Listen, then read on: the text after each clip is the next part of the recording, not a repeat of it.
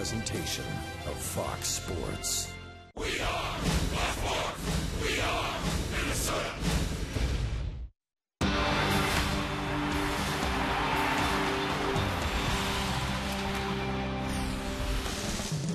It's been a good homestand for the Minnesota Twins, and today they're hoping to make it a great one and win the series with the first place Chicago White Sox.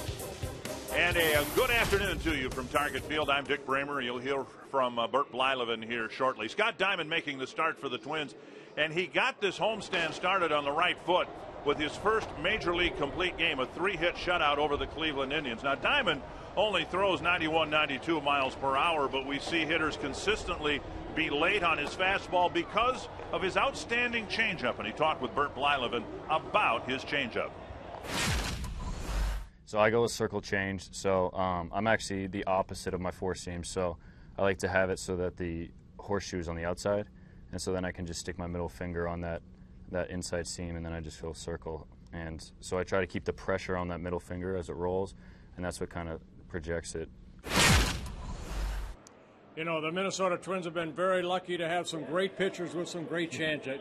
I think of Frank Viola, Brad Ratke, Johan Santana, and basically what it is just kind of how do you make it look like a fastball and make it just drop, and that's what Scott Diamond's been able to do. That circle changeup looks like a fastball because of the arm speed, and then he just kind of pulls the string.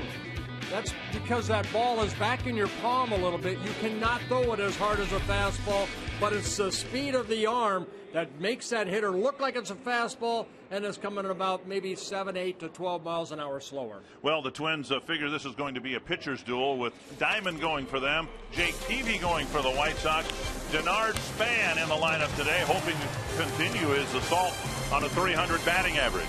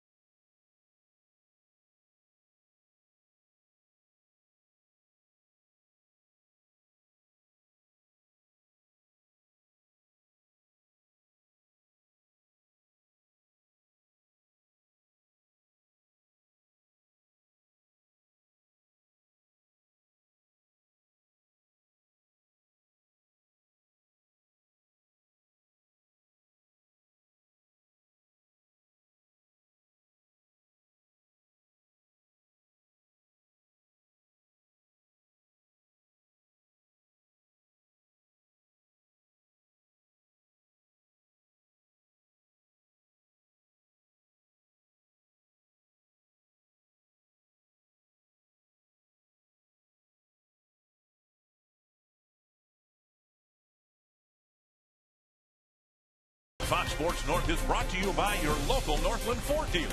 Visit your local Northland Ford dealer or go to northlandford.com. and by Menards. Save big money on all your home improvement needs at Menards. The Twins close out their homestand at Target Field this afternoon, and they are hoping to do so with a win over the White Sox. Hi again, everyone. I'm Marnie Gellner. A lot of Twins fans are very happy to still see Denard Span as a member of this team, but no one is more relieved than Span himself, and we are seeing that shining through in his play this series. He's had 2 great games against the White Sox. On Monday night, he made 2 spectacular catches. One, robbing Alex Rios at the wall in left center field, and the other, a sliding catch to take a hit away from A.J. Pierzynski. Then last night, the offense was shining. Span went 4 for 5 at the plate, 4 singles plus an RBI. He has a 9-game hitting streak. His average is .486 during those 9 games. Today, Span told me he's just staying cool and calm, the same as he is every day. Span and the Twins hope to see another strong start from Scott Diamond this afternoon. He'll get the ball against the White Sox next.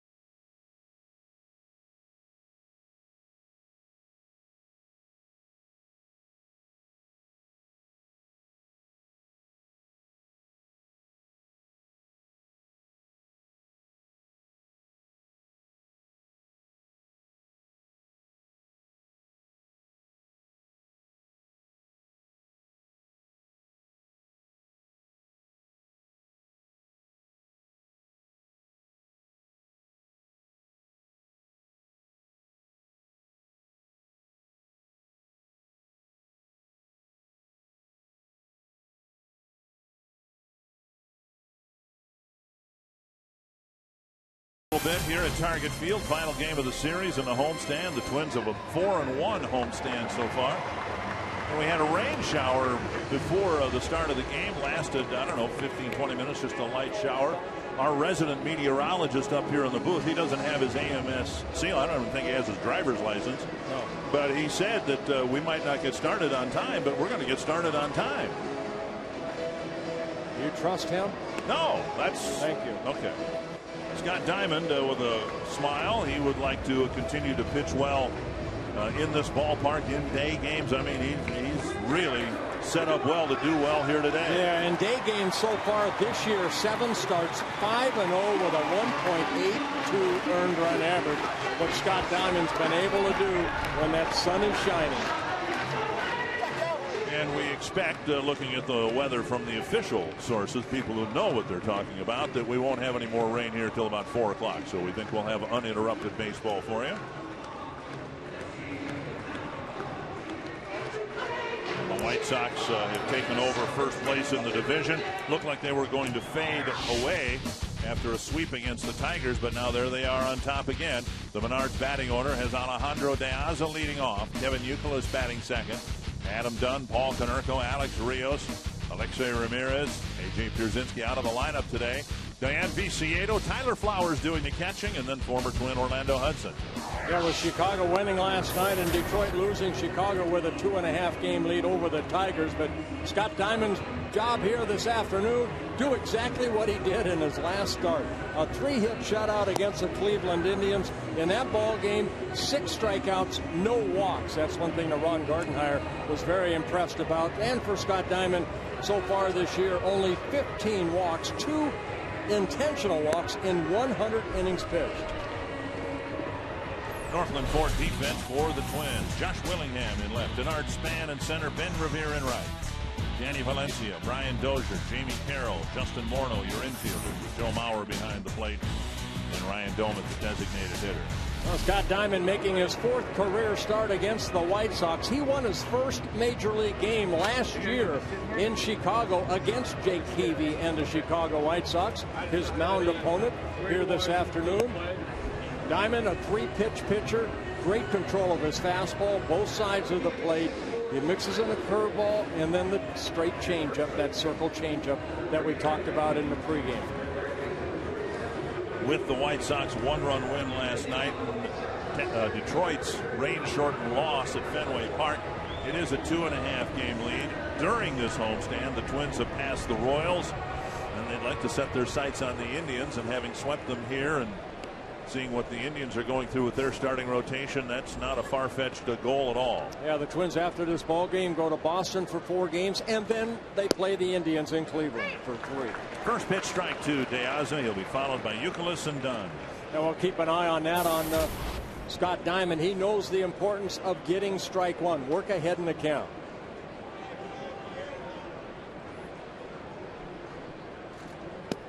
Check swing and a strike.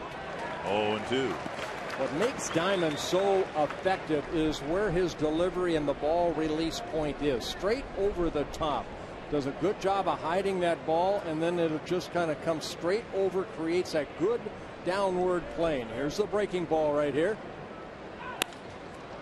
An 0-2 pitch into center field for a base hit. Boy, the Twins have been stung with Chicago hits on 0-2 counts. Jeff Gray giving up a single and a home run on an 0-2 count in the 9th inning last night, and now De Aza with an 0-2 single. Well, that slider left up a little bit, but they're straight over the top, and then getting over that landing leg is what Scott Diamond tries to do.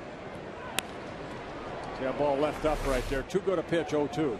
And that's what I think the consensus was for Jeff Gray's pitches last night, in the strike zone, but right down the middle on an 0-2 count, and Twins paid the price. Here is Kevin Youkilis. Down and away, ball 1. Now, one thing Scott Diamond's been able to do is get some ground ball outs. 15 ground ball outs so far for Scott Diamond, this being his 16th start. 15 ground ball double plays. Excuse me. And he'd love to get one here with De Aza at first, nobody out. 1-0. And a strike at the knees. Diamond's 2nd start against the White Sox this year. The White Sox handed him a loss, even though he gave the Twins a quality start. 5 runs, only 2 of them earned, but he was matched up against Chris Sale. Yeah, Chris Sale shut down the Twins for 7 shutout innings. Only 2 hits allowed in that ball game. 1-1 to Youkilis. And hits the inside corner. In watching Diamond in his delivery from the stretch, you've got a base stealing threat at first, but you can see why he doesn't yield too many stolen bases. He brings the front leg up and almost pauses a little bit like Andy Pettitte used to. Right. And I think the more mound time he gets at the major league level, he will get even better.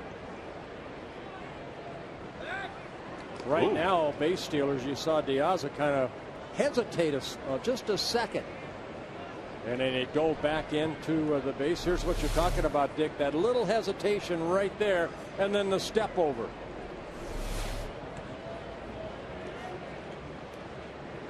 Your foot cannot go behind the rubber. There goes De Aza. Mauer's throw on one hop, not in time. Mauer's throw fielded by Carroll, and he dropped the tag on him, but not in time. It's a stolen base. Yeah, De Aza, his 20th stolen base of the year in 28 attempts. Got a very good jump right there, even though Diamond utilized that slide step. Good strong one hop throw and a quick tag. It looked like he got a left hand on the bag.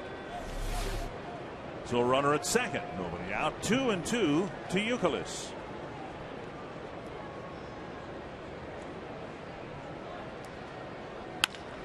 Ground ball to third. Valencia with the pickup. Throws him out, and Diaza alertly goes to third. Yeah, good base running right there by Diaza, noticing and realizing that Danny Valencia has to go to his left to field the ball, so he just ran to third. Youkilis getting that ball to the left of Danny, and he has to dive, get the out at first, but you saw Diaza go from second to third. Now Adam Dunn with a runner at third and one down.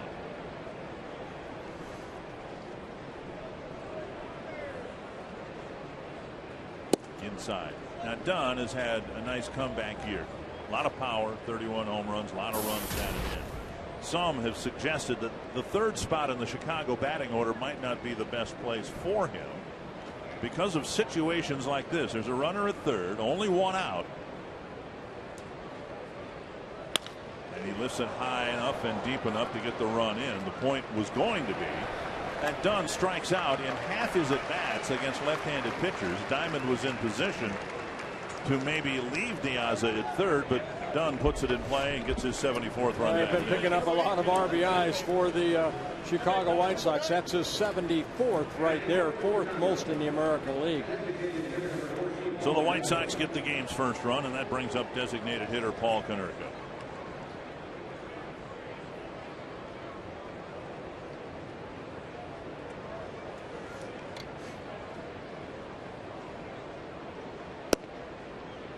Strike one to Konerko.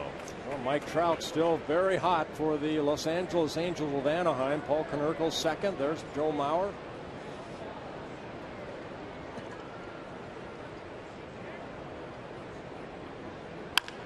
Bouncer left side. Valencia cuts it off.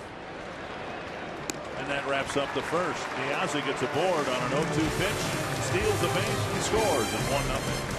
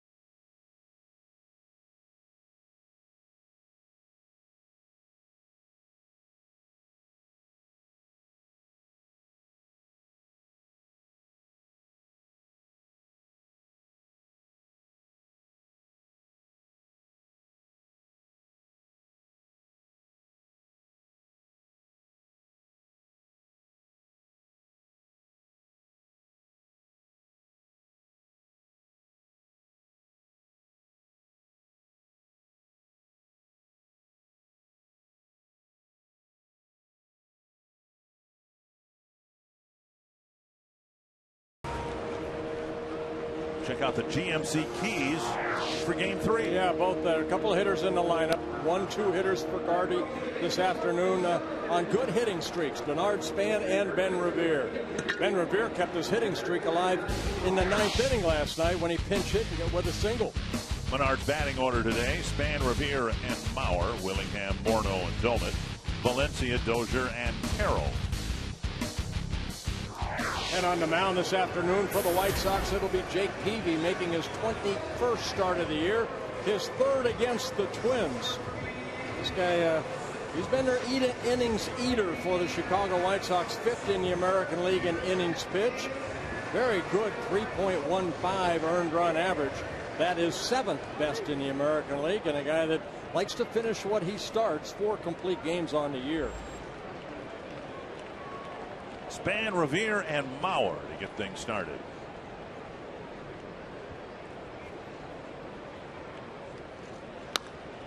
pitch pulled foul. 24 hours ago, Denard Span was still on pins and needles, and was until 3 o'clock mid-afternoon yesterday when the trading deadline passed.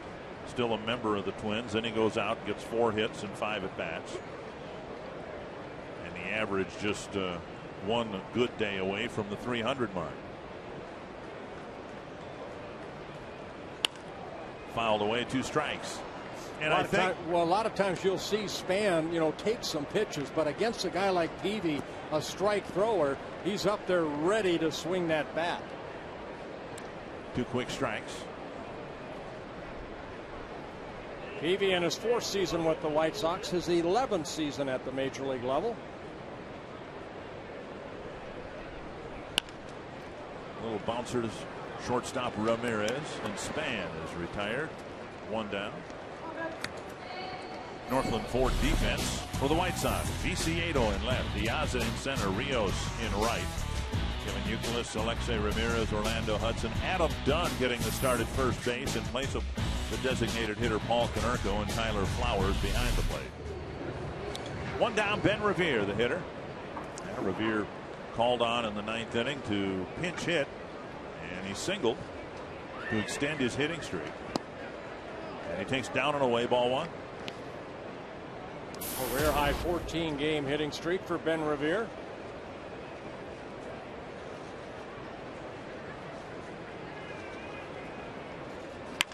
That's to left center field. Viciedo chasing it. He's not going to get there. Revere's going to run to second. Revere's going to hold up there with Viciedo hitting Ramirez with the cutoff throw. And 2 pitches into the at bat. Ben Revere now with a career high 15 game hitting streak. His 12th double of the year.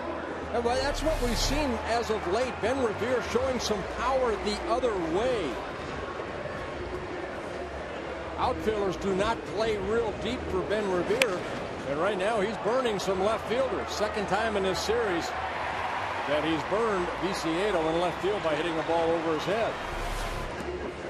So a hit to the outfield should score Revere with the tying run. Here's Joe Mauer. Mauer robbed of extra base hits by Viciedo Monday night and again last night. Strike on the outside corner. See where the defense plays Ben Revere pretty shallow, and Ben beat the shift right there by hitting it over Viciedo's head.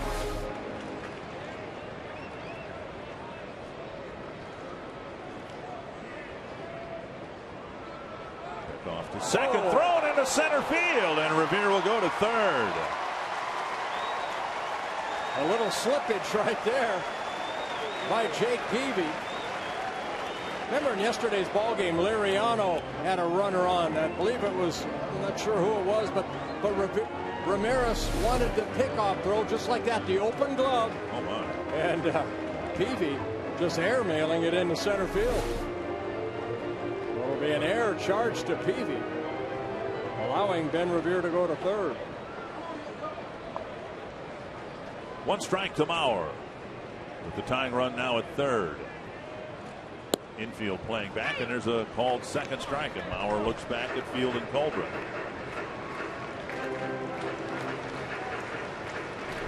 Let's see what Foxtrack says right here. Said it was outside.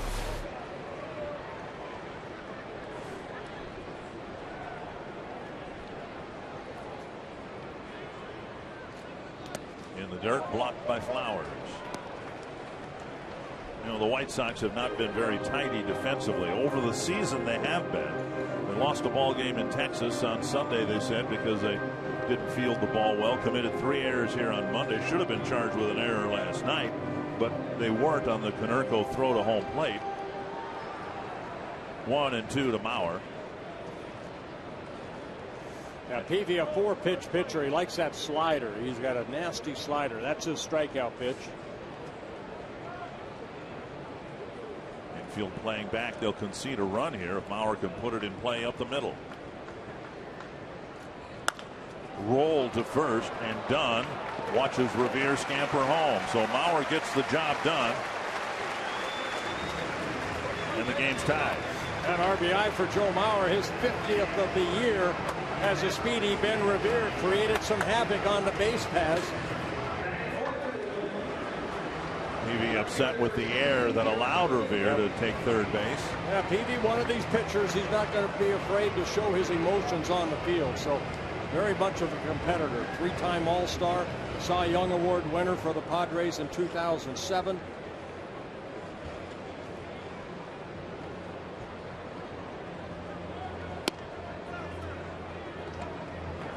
Down and away, ball one.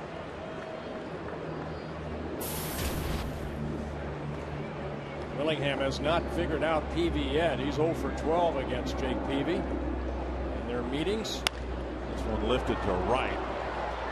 And Rios retreats a few steps to end the inning. Revere double scores. One apiece after one.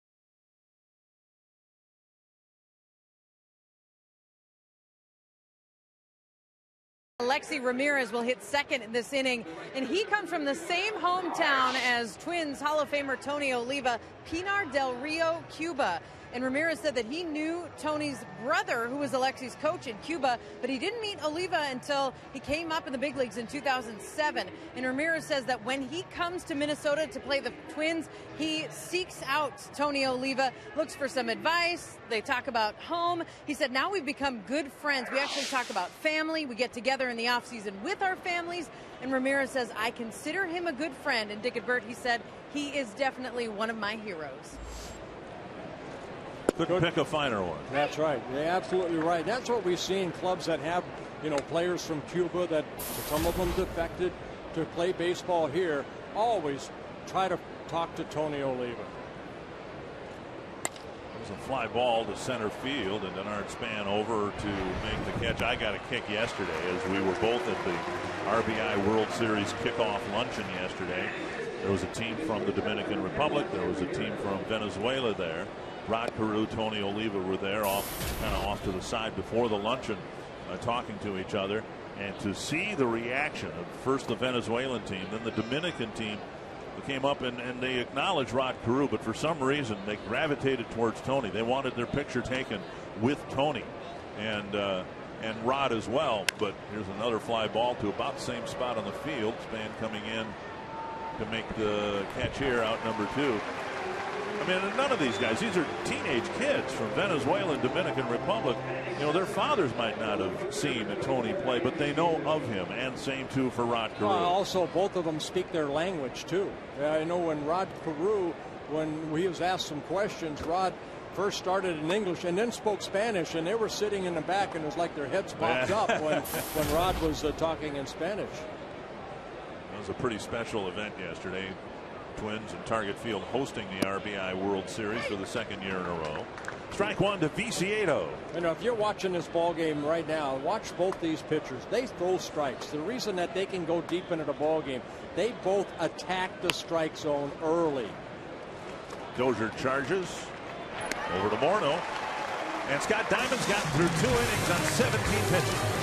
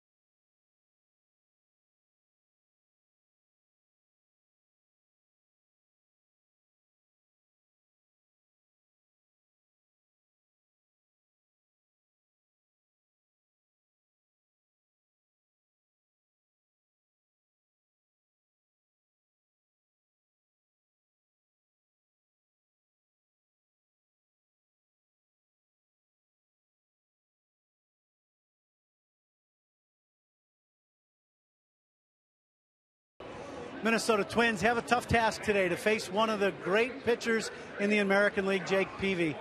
Guys, when you talk about quality starters in the American League, Peavy's got to be one of the guys at the top of the list. When you hit against a guy that has 4 pitches and has great command and is aggressive on the mound and will pitch inside, you got to be prepared. You're going to see Peavy early in this ball game pitch in on the plate and pitch in off the plate to set up the game for the middle innings and the later innings. He has great command, as you see that fastball right there to Morneau. I really like the way he pitches. The one thing he has not gotten, run support, or else you'd see a much better win-loss record by Peavy. But he's a guy you've got to be prepared to hit when he takes the mound. Wow, that little breaking ball right there. Great location down in the strike zone. Justin beating that ball into the ground for the first out. Yeah, I agree with Ron Coomer. I mean, you look at Peavy's numbers, 5th in the American League in innings pitched, 7th in strikeouts with 126 coming into the ball game, 7th in ERA, 4 complete games. Only Verlander has 6 complete games in the American League. Yeah, this guy's a battler. And he's there's a run or lack of run support, I guess, for Jake Peavy. It's particularly been a problem for him in his last 10 starts. He's pitched very well, and while he's been in the game, his team has only scored, now this is in 10 starts, 26 runs. Yeah, there are certain pitchers. We saw it a lot with Brad Radke. Radke did not get a lot of run support, and you run through that. Doumit lifts it foul. You run through cycles in your career. You pitch long enough, you're going to have times that you're not going to get any run support, so you just have to bear down and hopefully keep the opponent to 1 or 2 runs, and hopefully they can score you 2 or 3 and you win a ball game. Now that never happened to you, though, did it? Only for about 8 years. 2 strikes to Doumit. To center, and De Aza with the catch. 2 outs in the second. And again, both pitchers throwing strikes. Diamond 17 pitches, 14 strikes. Peavy 16 pitches, 13 strikes. They attack the strike zone. Get them out quick. You're going to get deep into the ball game. Well, we saw it in the top of this inning. We're seeing it in the bottom of the inning. When a pitcher has that reputation, you can take some pitches and then you can be 0-2 like Doumit was, or you can attack early in the count, as Valencia tries to do there, and it's 0-1. Valencia has the average up to 200. He's done okay at the plate and in the field since his call up Fouled back, 2 strikes.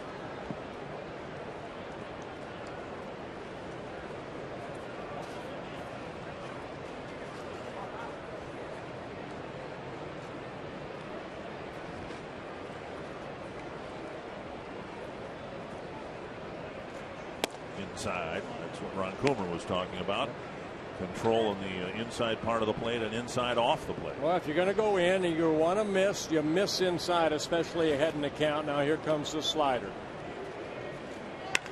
And it's lifted high and deep to left center field and gone.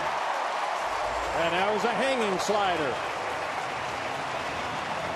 Danny Valencia got a hanging slider and hits his 2nd home run of the year.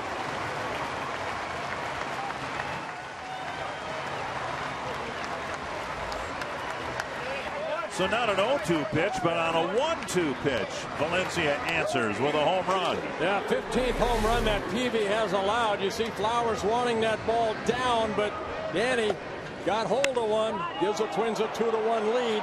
For Valencia, his first home run since June 19th when he hit one in Pittsburgh.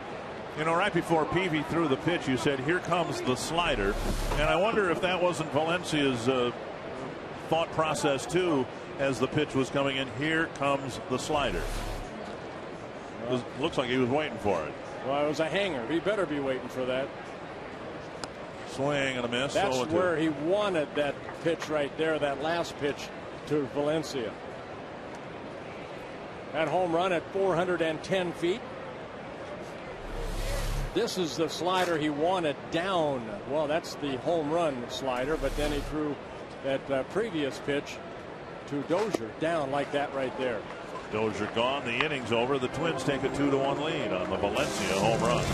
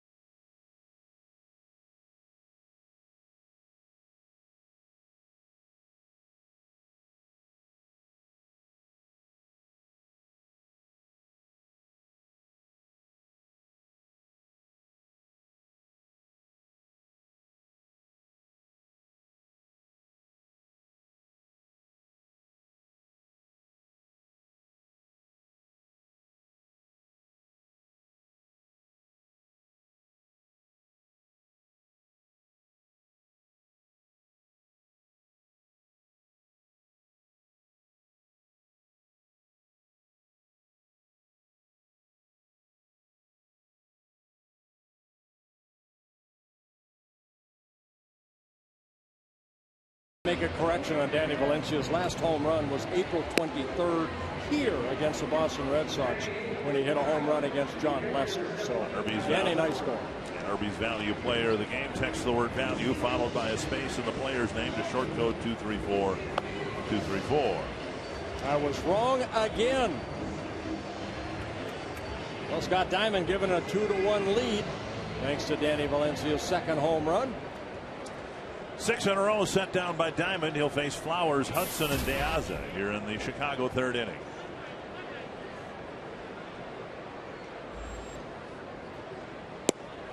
And a first pitch strike. Flowers has got an odd year going. Just under 100 at bats. 2 runs batted in on 2 solo home runs. That's it. And he cracks a single to right. Line drive leadoff hit for the backup catcher. And that'll bring up Hudson. this season on Fox. Fox Sports is proud to support Boys and Girls Club of America, a place where youth can reach their full potential as productive, caring, responsible citizens. And to learn more, visit greatfutures.org/Fox Sports.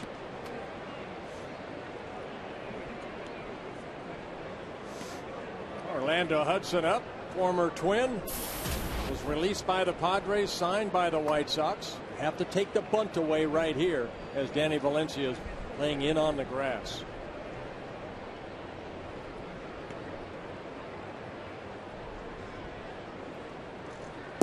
Down low, ball one.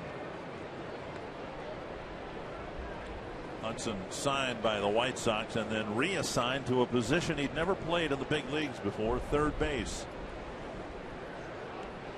And predictably, there were some rough moments over there defensively. Hudson not hitting well either. That led to the Youkilis trade, bringing the veteran third baseman over from the Red Sox, and consequently Hudson's been kind of a spare part ever since.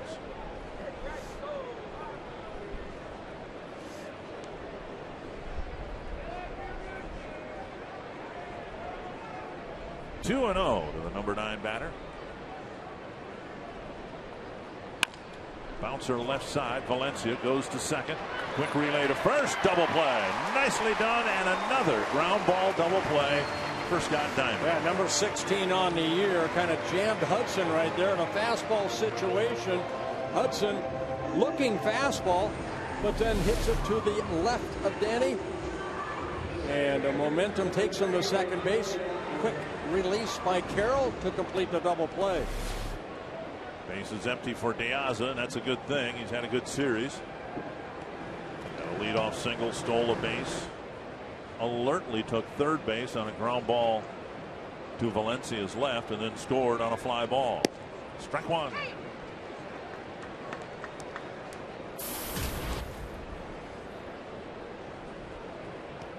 Not only are these two pitchers throwing strikes, they work very quickly too, and that your defense is going to make some good plays behind you.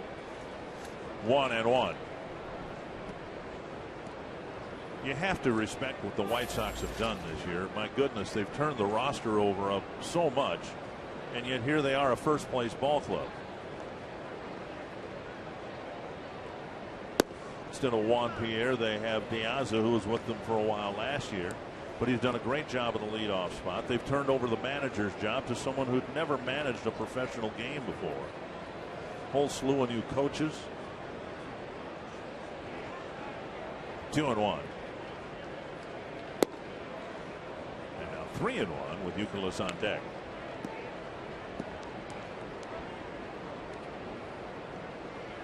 They have profited at the expense, I guess, of the Tigers, who really haven't found it yet.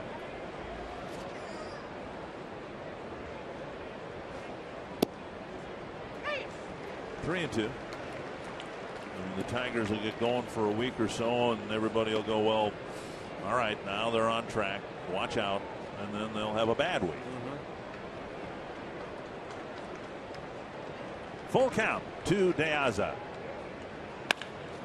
Liner to right, and Revere tumbles to make the catch. A well hit ball again off the bat of De Aza, but Diamond faces just 3 men in the inning.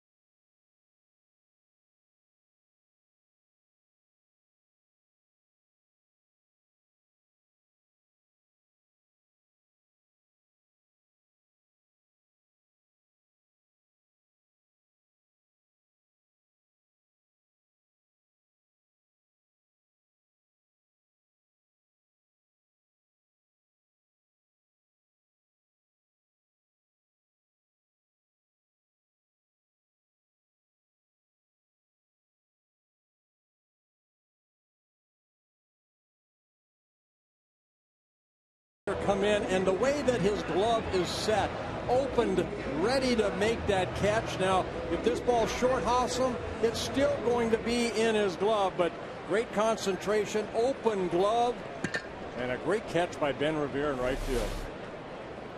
Jamie Carroll will lead things off.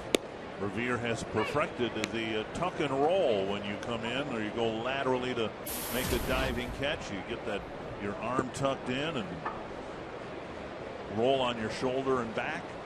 1 strike to Carroll, starting the Twins' third. 1-1. Peavy's given a couple of runs to the Twins. One was his, well, actually, I guess they both were his own fault. Hung the slider for the second one, threw the ball into center field in the first inning for an error. Yeah, you have nobody to blame when you hang a slider like that. And there's one over the plate for a strike. Better slider there. There are a handful of guys like Peavy, and some of them are very likely going to be out on the market. Twins obviously have as priority number 1 to bolster their starting rotation next year. 1-2. And a strikeout of Carroll. That'll bring up Span. Second strikeout for Peavy. Next home game coming up Friday, a week from Friday, against the Rays, and it's a fireworks game by the Long Haul Bombers, and it'll be an ultra fun show post game right after the game. The Long Haul Bombers Stadium Power Show will electrify the crowd with their softball home run exhibition, and after the long bombs come the fireworks. Tickets are available for next Friday's game against Tampa at 833-TWINS and twinsbaseball.com.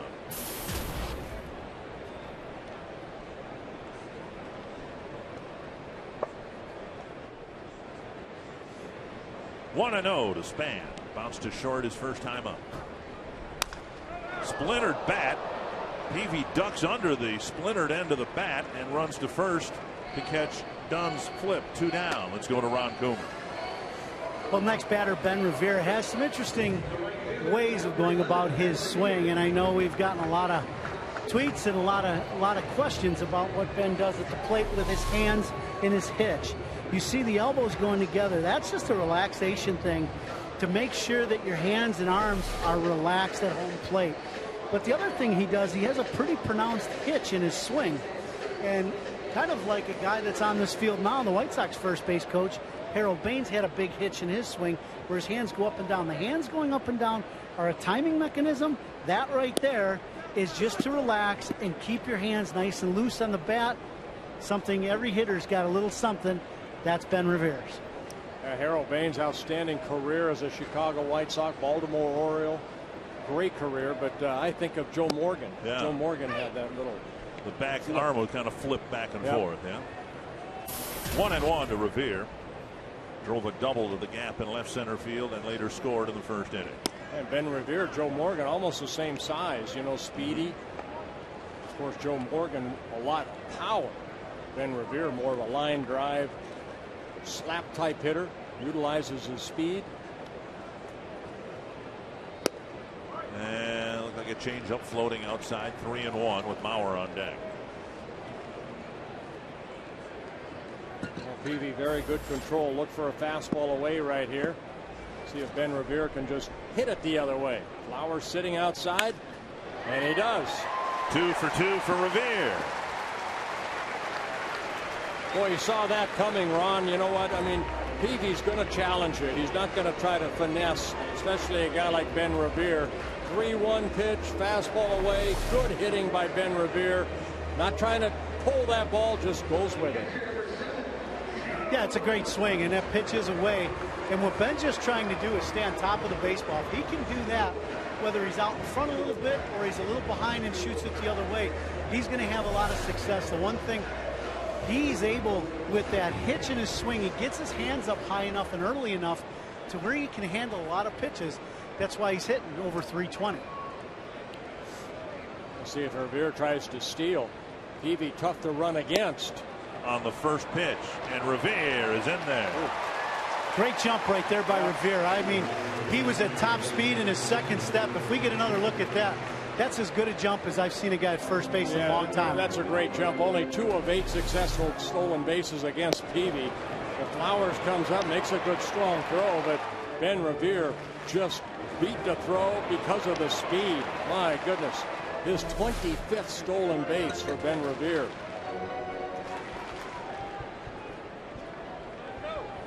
And now Mauer with Revere at second and a 1-strike count. Inside, almost hit the back leg. Look at Ben Revere slide head first. That left hand going for the corner of the bag. And the tag. And then the foot also staying on that bag. We've seen him get thrown out one time. I mean, he slid by the bag. He was going so quick. 1 strike to Mauer. And a ball.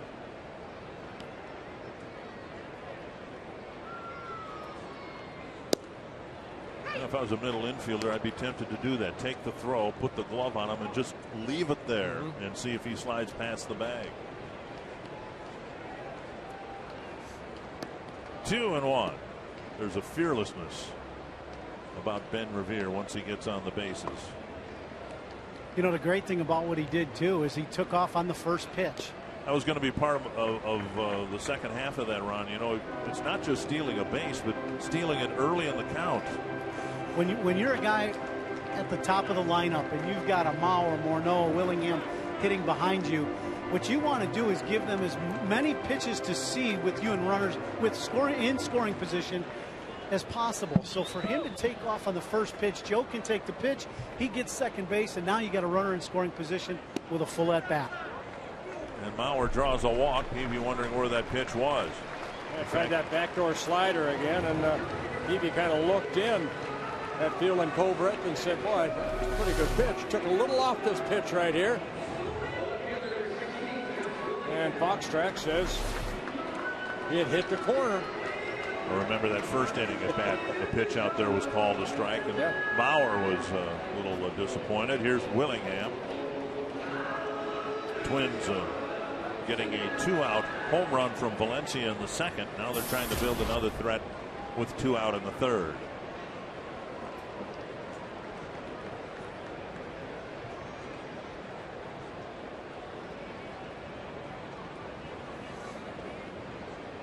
With August 1st, it's a new month for Josh Willingham. 11 home runs hit in the month of July. 5 in April, 5 in May, 6 in June, and 11 in July. It's a fastball, strike 1.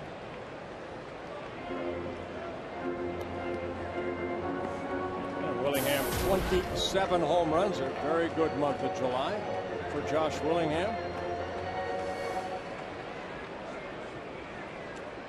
Twins signed him with the idea they hoped he would be a 30 home run a year guy. With a good July, he's on a pace to hit 40 or more.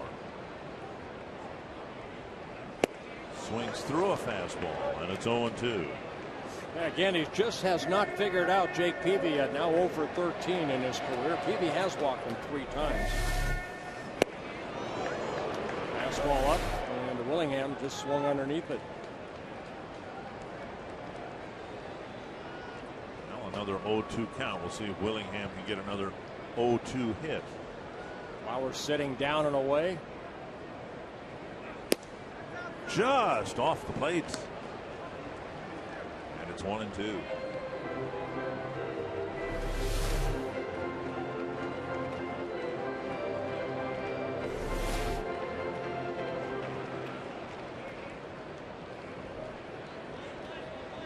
One and two to the Twins left field.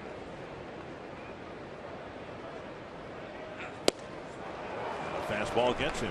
Single, a walk, all with 2 out there left aboard. It's 2-1 Twins after 3.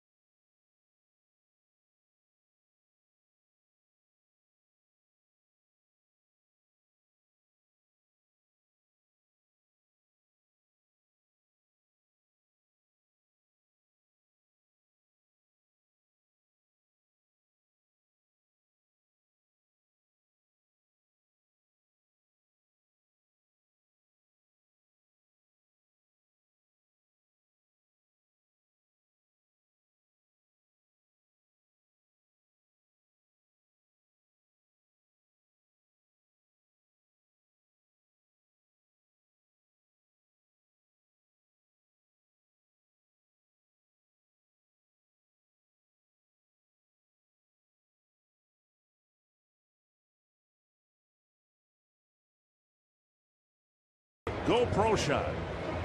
The Twins in front 2-1, hoping to finish one of their best homestands in a long time, going 5-1. And what makes it really nice, if it happens, against two teams ahead of them in the division, a 3-game sweep of Cleveland, and Twins have lost all 3 prior series this year to the White Sox, hoping to win their first. Well, you want to win games in your division. Right now, the Twins are 20-20 in the Central Division. So there's another, including this game, 32 games left in the division as you go into the final 2 months of the season. Youkilis, Dunn, and Konerko facing Scott Diamond here in the 4th. He hasn't thrown 30 pitches yet, and he's completed 3 innings. And there's the reason why. First pitch strike. Yeah, shades of his last start, against the Cleveland Indians when he shut the door against them, that 3-hit shutout. Threw 98 pitches in that 3-hit shutout. He did not have an inning more than 14 pitches in an inning, and so far 12, 5, 11 to retire the first 9 batters.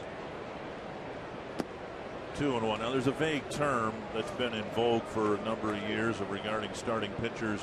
Are they a number 1? You got 5 starting pitchers typically in a pitching rotation. A number 1 guy is a Santana type, a Verlander type. I think you have to look at your staff. Right. Yeah, I mean Verlander, Peavy could be a number 1. I mean, he is a number 1. But for the Twins, with their staff, you have to look at this guy right here as a number 1 pitcher for the Twins. He certainly has pitched that way even when Liriano was still with the Twins. The Twins imagine Liriano being that number 1 at the start of the year, but obviously that didn't happen. That's one of the reasons why he's now wearing a White Sox uniform. Well, also, Carl Pavano could be a number 1 for this staff because he's a guy that you go out of spring training and say, okay, if he's healthy, he's going to give me 200, 220 innings in that range. Pitch up high to Adam Dunn. Dunn driving in the Chicago run in the first with a fly ball to center. I mean, it's not the way it used to be where you look at your number 1 starter pitching 250 plus, maybe 300 innings in a season. Now it's, can you give me 200? And if you give me 220, 230, my goodness, you're in the Justin Verlander type category, or the Felix Hernandez with the Seattle Mariners. Swing and a miss. I got into that discussion with Don Sutton, the Hall of Fame pitcher, a broadcaster for the Braves once, and he said he hated that designation, a 1 starter, a number 2 starter, because he started on a staff with Koufax, Drysdale, and Osteen, and he was a number 4 starter. There were a lot of number 1s on that staff. 1-1 to Dunn, and a strike on the outside corner. But I guess that's what Twins fans are hoping for, that Diamond can just keep doing what he's done so far, and he will have earned the status of being, as the Twins look ahead to 2013 and beyond, that number 1 guy. And what does number 1 mean? A guy that goes out there every 4th or 5th day, every 5th or 6th day now, and just gives them good quality innings. That's how you become a number 1. But it's nice to have somebody too. Let's say the rotation comes around and Diamond against Verlander, and you go, you know what? Our guy can pitch toe to toe with this guy. Well, look at today. Yeah, I mean, he's facing Jake Peavy. Yeah. 2-2 to Dunn. Again, he struck out half the time against left-handers this year. Bouncer to second. That's even better. 4, 6, 3. Second double play that the Twins have turned behind Scott Diamond today. And only the 5th double play that Dunn has hit into, a guy that does strike out a lot, but normally he hits the ball up in the air. But Diamond looked like he took something off this pitch. Dunn got the barrel of the bat out front because of the location. You see it, outer half of the plate, and Dunn beating it into the ground. And a good turn by the middle infielders to complete the double play. Here is Konerko significantly with the bases empty. Konerko rolled his ankle at the end of the game last night. Said long term he'll be fine. Wasn't sure how it was going to feel today, but obviously it feels well enough for him to swing the bat. And man, can he swing the bat. Well, I think this guy would have to be on the hospital bed not to swing the bat. You mentioned yesterday he got hit in the face and he said, I'm okay. 1-1. Konerko bounced to Valencia his first time up. And I think when we're talking number one, you also look at players. Who's that guy that the team looks at to go out there every day, no matter, you know, if they're hurting or not? What are they going to produce? And Paul Konerko, one of those guys. Carroll goes to his right. Again, Diamond gets through the inning with just 3 batters faced. 4 innings complete on 39 pitches.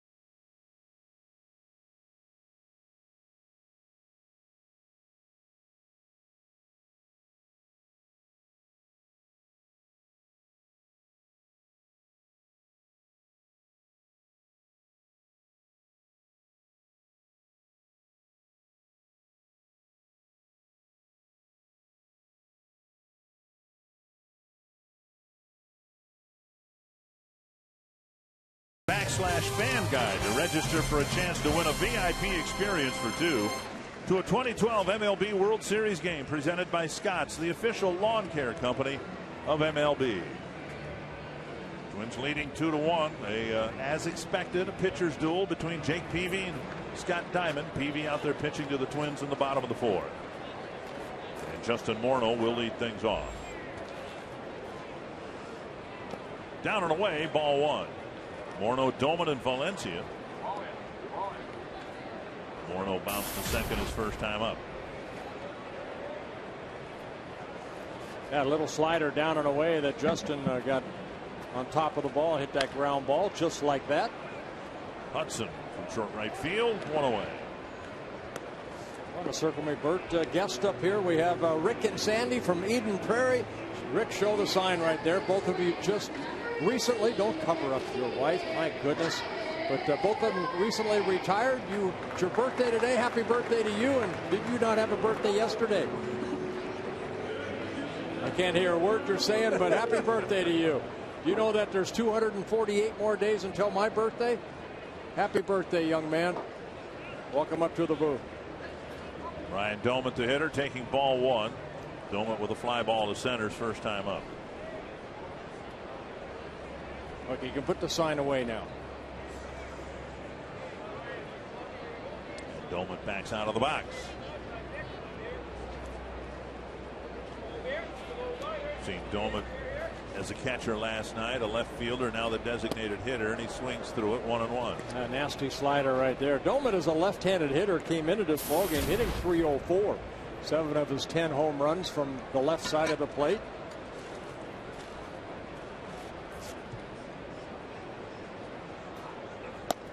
Inside, 2-1. We're talking about number ones who might enter the free agent market. James Shields, who pitched a shutout last night for the Rays, very good. He'll be out on the market, very likely. Called strike, a pretty good chance that Peavy will be out there. The White Sox have a $22 million option on his services for next year. And if the White Sox get into the playoffs and make a playoff run, Doman strikes out. Peavy picks up his 4th strikeout. Yeah, you think of Zach Greinke too. Is he going to resign or with the Angels? AT&T trivia question: who are the 5 current pitchers to win a Cy Young in one league and now pitch in the other league? Johan Santana. Right, Jake Peavy. Did Oswalt win a Cy Young in the National League? I think of Roy Halladay.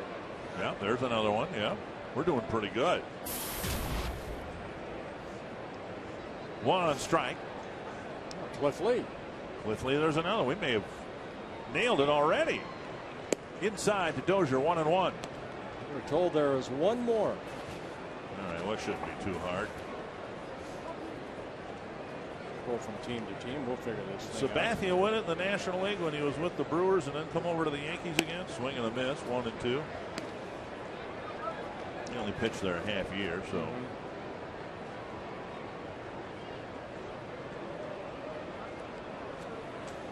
How about Beckett in the National League now with the Red Sox? Up and in, 2-2.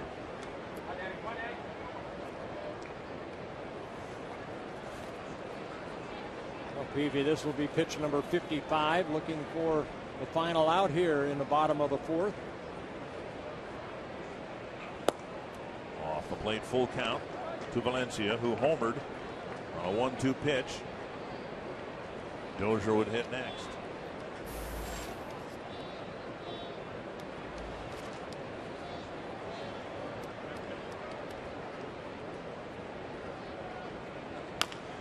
Tapper up the line. That's a fair ball and a great play by Youkilis. Kevin Youkilis with a fine play to retire Valencia. And the inning is over. Twins up 2-1.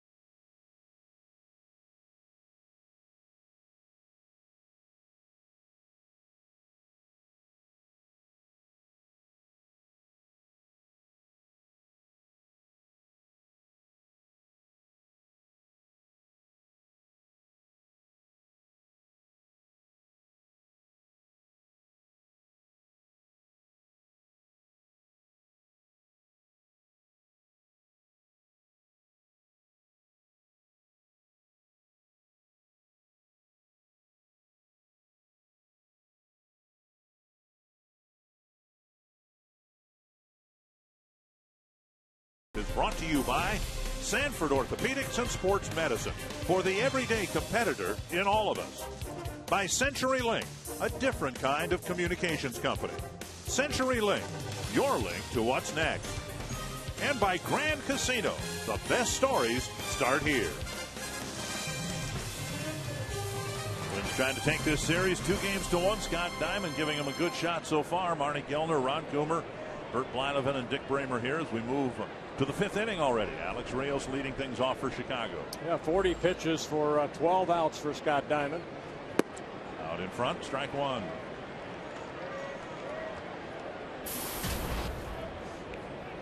You know, and then you face a guy like Peavy or Scott Diamond, you don't know what that first pitch is going to be. You think fastball, everything, you know, hey, get ahead with your fastball. That was a changeup right there that Diamond threw to Rios.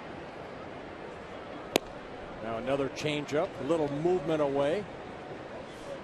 And that's that circle changeup that Frank Viola had such great control of. Brad Radke, Johan Santana.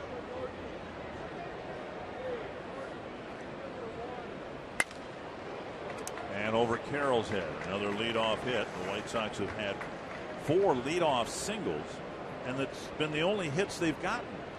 Yeah, it looked like 3 straight changeups. This one just left up just a bit.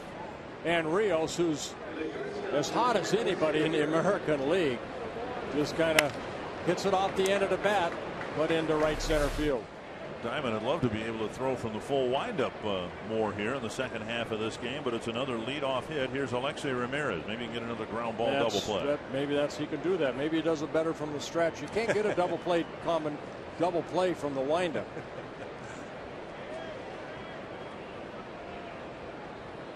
Long hold. Rios a threat to steal, and there's the fastball that Rios was looking for, and Ramirez gets it and takes it for a strike.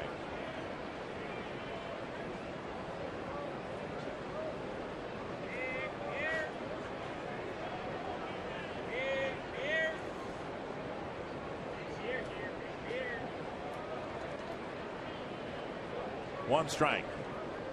Chicago shortstop, and he gets time.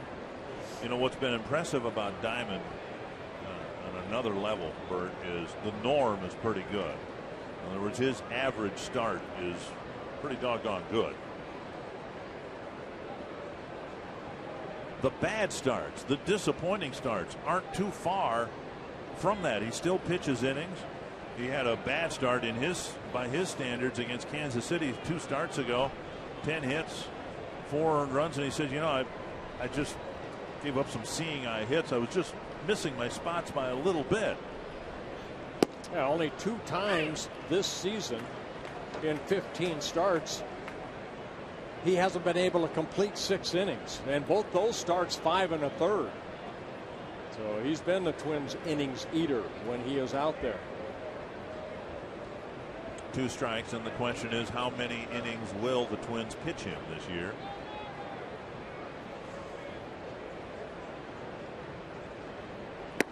Wow, Ramirez chases one up in his eyes for a big strikeout. And Diamond picking up his first strikeout. Fastball up and in to a guy that has always had good success against the Twins. Ramirez came into today's play hitting .319 in 80 games against the Twins. Great spot, great location. See how that fastball up and in just kind of tied up Ramirez. 1 out, and here's Viciedo. Now's the time for the ground ball and see if the Twins can get off the field. There goes the runner, and the pitch tap foul. So Robin Ventura putting on a hit and run, with Rios confused at second base, not realizing it was a foul ball. Apparently he never looked in. Yeah, I think that was kind of a straight steal right there by Rios, who has 15 stolen bases. It was a hit and run. He would have looked in to see where the ball was put in play. Right. 1 strike to Viciedo.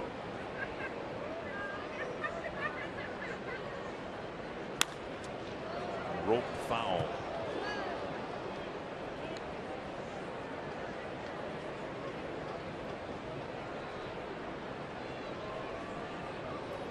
When you can throw a changeup like that, I know playing with Frank Viola, he'd throw sometimes 7, 8, 9 changeups in a row, especially even the left-handed hitters. And then all of a sudden that fastball that might be 91 looks about 95, 96. That's hit to center. Span running to the gap, cuts it off. Rios will go to third. And a nice job by Span. That was a dangerous ball because it was slicing away from him. Now the tying run at third with 1 out. Another too good a pitch right there on an 0-2 pitch. Tune in tomorrow night after Twins baseball for a special behind-the-scenes look at the Twins' connection to the community on Twins Hope Week. Get inside access to the players as they prepare for an important week for the fans. Twins Hope Week tomorrow after the game on Fox Sports North. That's kind of been the story of the last couple games. The White Sox ability to get productive at bats on 0-2 counts. Yeah, the pitching staff for the Twins, just like Scott Diamond, he knows that that ball should have been more down in the dirt. He left that pitch up. You know, Diaza got the 0-2 pitch to lead off the ball game that base hit the other way, and he later scored. Now Tyler Flowers, who singled to right his first time up. Flowers strikes out about half the time. Diamond love to get him here with the tying run at third and one out. First pitch strike. As a pitcher, you know, you get ahead, maybe 2 strikes in, you think strikeout. Right now, Diamond, get that ball, keep it down, maybe get a ground ball. Flowers, not a lot of at-bats because who the #1 catcher is for Robin Ventura and the White Sox, and A.J. Pierzynski.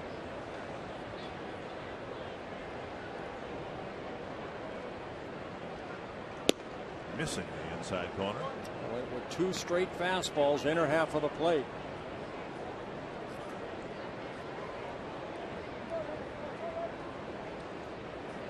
Flowers, as you said, hasn't played much, but probably has played enough for the White Sox to realize he's not the answer as a regular catcher. With Pierzynski's contract up after this year. Just off the outside corner, and it's 2-1. Well, first 2 pitches inside, and then just, boy, good pitch. Pitcher sharp enough with his control to hit the corners like that. You'd like to get the call.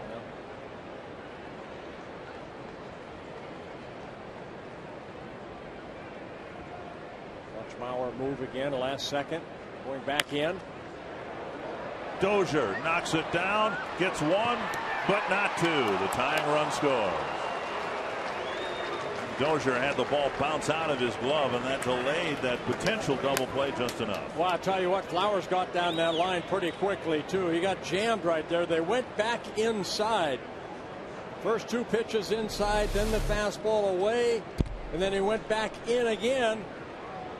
And Dozier shading him a little bit to pull, so he has to come a long way. Dove for the ball, knocked it down, flipped it to Carroll. Flowers beat it out. He picks up an RBI, his first RBI without hitting a home run. His 3rd of the year. 2-2 the score. Here's Hudson. Bounced into a double play his last time up. Strike 1. And Mauer will go to the mound.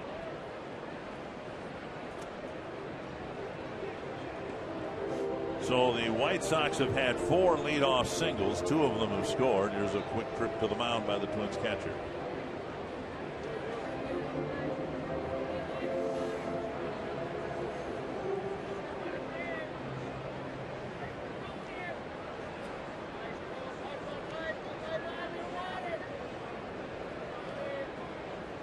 One strike to Orlando Hudson.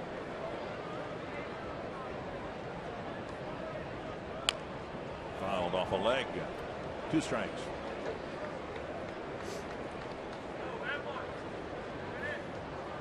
Dog's puppy's barking a little bit right here. Ooh, off that calf, the right calf.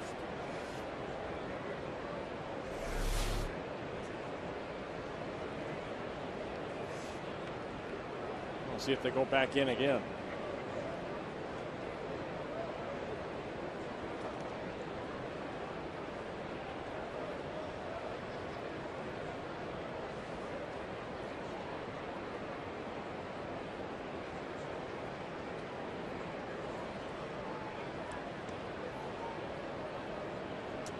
Kind of hypnotized by that move. Diamond again bringing that leg up, looking towards first and pausing just a minute. Yeah, Flowers with a couple stolen bases in 2 attempts. He's kind of like Adam Dunn. You don't pay any attention to him. He'll take off from time to time. That kicks away from Mauer on an 0-2 pitch, a wild pitch. The Twins are really, well, they lost the ball game last night because of 0-2 pitches. Yeah, Joe going out there again. I don't know if he was crossed up right here, but the ball didn't look that bad, and the ball does short hop Joe. It looked like he was expecting a curve. He just kind of tried to backhand it in the dirt instead of block it. You like to see catchers get down in front and utilize that chest protector. He tried to backhand it, but it'll be a wild pitch charged to Diamond. For Diamond, his 6th wild pitch of the year.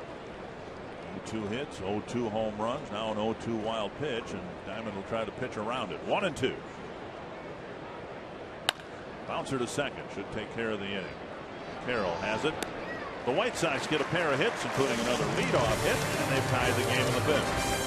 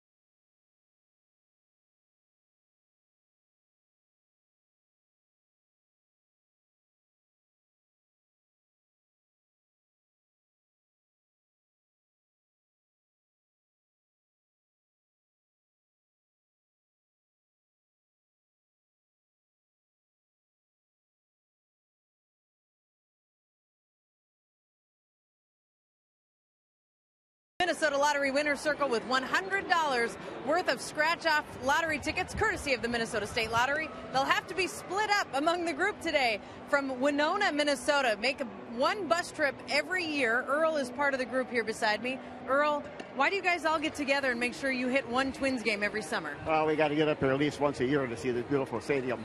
We was up here once last year. It was our first time, and the second time we're up here. This is a beautiful stadium. There's no question about that. Dick and Bert, they've got a nice view right above home plate. Second row from the top. They're in the shade, and the breeze is blowing. It's pretty comfortable up here. Well, thank you, Marty. I've been on the Winter Caravan for many years. I've been to Winona many times. A lot of nice people there. Great Twin fans. Dozier rolls a bunt foul. Yeah, after the game, we'll head down Highway 61 to one of the more beautiful parts of the state. Even though they are a long way from home plate, I don't think there's a bad seat in this house. I honestly believe that you and I have the privilege of sitting in just about the best seat in the house right behind. Well, we're going to Fenway Park. That's one of the best. You look straight down at home plate. It's awesome. Dozier flips it foul, 2 strikes. Oh, this is an absolutely beautiful view we have. We're lucky. You know, not that anybody cares, but it's such a peculiar view at Fenway Park. It takes me 3-4 games to get used to calling a game up there. Well, like Pittsburgh, right. Certain places that we're a long way from home plate. Dozier drops a base hit to left, reached across the plate and hooked a base hit, and the Twins get a leadoff hit, their first. That'll bring up Carroll. At every Twins game, businesses of all sizes host their employees and clients for a fun night of baseball, so check it out. Make plans to come out here to Target Field. It's an inexpensive and simple way to entertain in a setting your employees and clients will be sure to enjoy. Put together a group of 25 or more and then call 833 Twins and ask about a Twins Target Field group outing. You know, as a hitter, I'm sure Ron Coomer, I don't know if he's still down in that camera well, but you learn something off that pitcher from the first at bat. And remember, Dozier struck out on a slider down and away his first at bat. He got another slider. This time he won the battle and hit that base hit to left field. Hit and run, and Dozier takes advantage of a poor throw by Flowers and steals a base. It didn't look like he got a good jump, and it looked like Flowers had a shot at throwing him out. Wow, Jamie Carroll, very good handler of the bat. If a hit and run is put on, he swung through it, but the throw on the shortstop side, and Dozier gets in a scoring position. His 9th stolen base of the year in 11 attempts. Now Carroll likely will be asked to bunt him to third base. Or just do what he does so well, and that's just hit the ball the other way. Second stolen base for the Twins in the ball game. Revere stole second in the third. Big pitch here with one strike on Carroll. And there's the bunt, and it's foul. And the reason it was such a big pitch, Carroll, despite his many qualities and stabilities offered the middle infield, he does strike out an awful lot. 47 strikeouts. Peavy will try to get him here with Dozier at second and nobody out.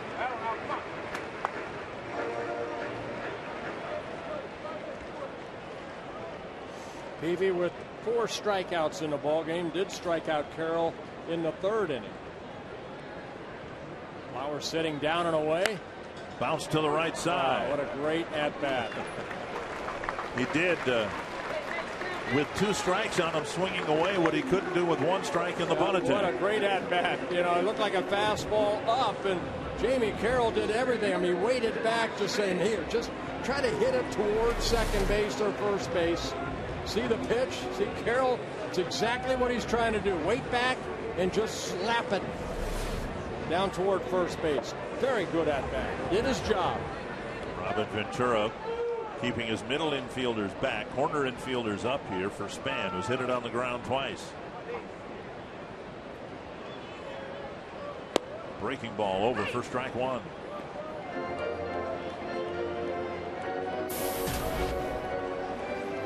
He has 3 strikeouts. He'd love to get Span here. That might be the second or third great curveball. He's had the slider working, but he'll mix, you know, that curveball in periodically. You see Peavy talking to himself.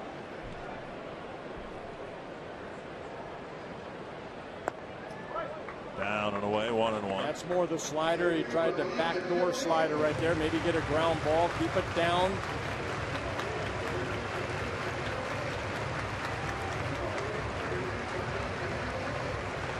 Well, it might set up a fastball in, trying to jam him. See how they try to go about getting Span. It was a fastball. That was a changeup right there at 83. Took something off. Span fouled it straight back. Yeah, he was right on top of it. Fouled it straight back. 1-2.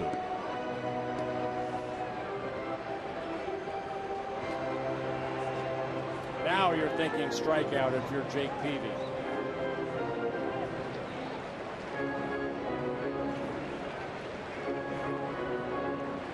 Now the White Sox are going to bring the middle infielders up.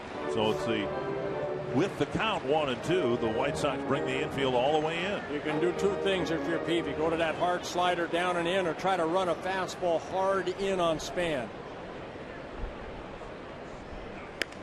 And a little pop-up. Youkilis chasing it. Can't get there. So even with the third baseman playing in toward the edge of the grass, Youkilis couldn't get to that little pop-up in time. And now Flowers and Peavy will go out and talk, because that's what they were trying to get Span to do, is jam him so he'd pop it up. It's just Youkilis couldn't reach it.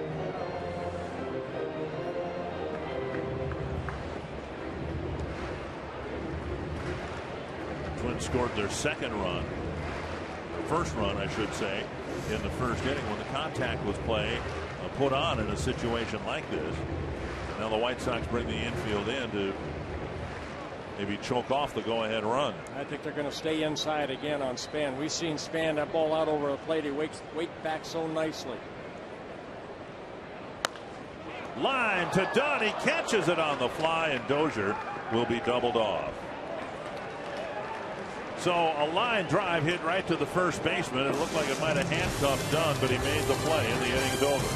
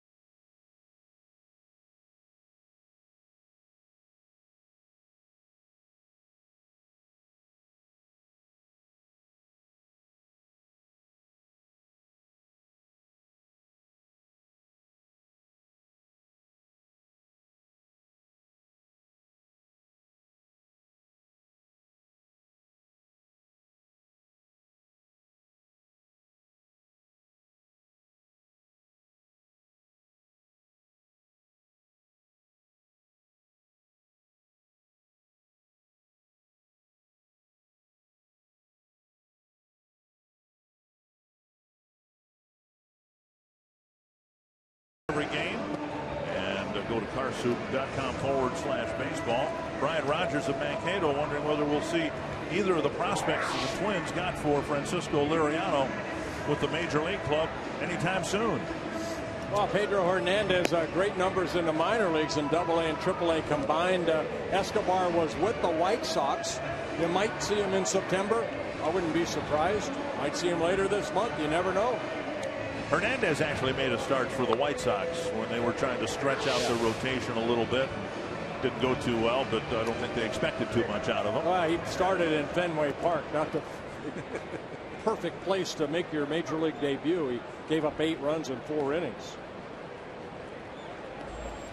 Alejandro De Aza facing Scott Diamond in a tie game. The White Sox have gotten their leadoff man on 4 times with singles, including De Aza's leadoff single. He scored a run.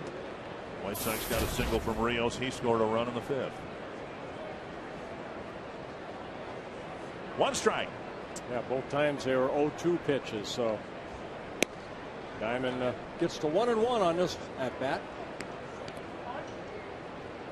De Aza, Youkilis, and Dunn. And a couple of 1-run ball games here. The Twins winning a 1-run game in the bottom of the 9th Monday. There's a drive to right center field. Revere chasing it. He won't get it. De Aza has an extra base hit. He'll go into second with a double.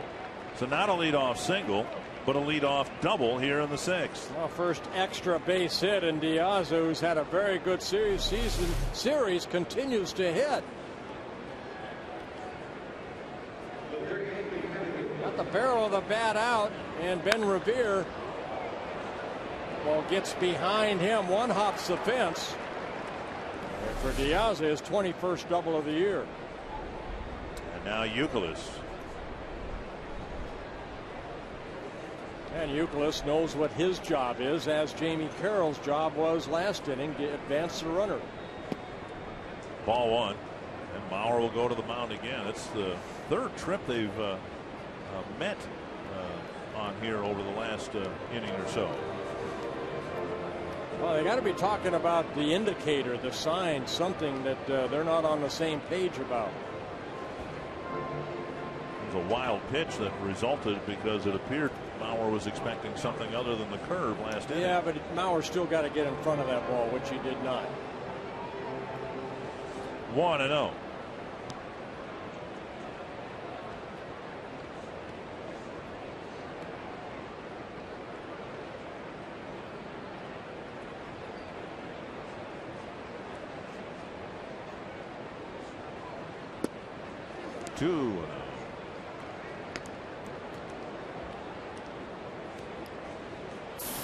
Youkilis singled leading off the 4th inning. Bounced to 3rd. To the left of Valencia, and De Aza made a very alert base running play to advance the base on a ground ball hit in front of him. That hits the corner. That went back inside again. 63 pitches for Diamond.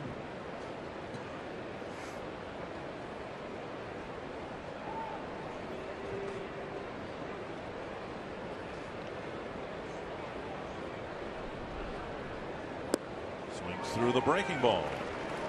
At 80 miles an hour. Diamond, 26 years old, signed by the Braves in 2007 as a free agent. Twins picked him up over the winter of 2010, a Rule 5 player, then made a trade with the Braves to keep him in the organization.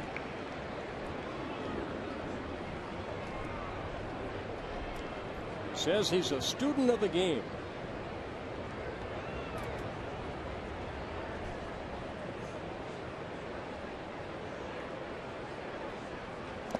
Got it. Yes, he did. And Youkilis is gone. A big strikeout because De Aza is still at second base. And Diamond picking up his 2nd strikeout. That looked like that changeup right there. And Youkilis couldn't hold up. So a big strikeout. Now, what I mean by a student of the game, you know, over the winter, he watched films, he talked to other pitchers about, you know, how do I make myself better, worked very hard at it. And a young man that keeps wanting to try to improve. Drops an off-speed pitch over to Dunn. Dunn bounced into a double play in the fourth. Drove in a run with a fly ball in the first.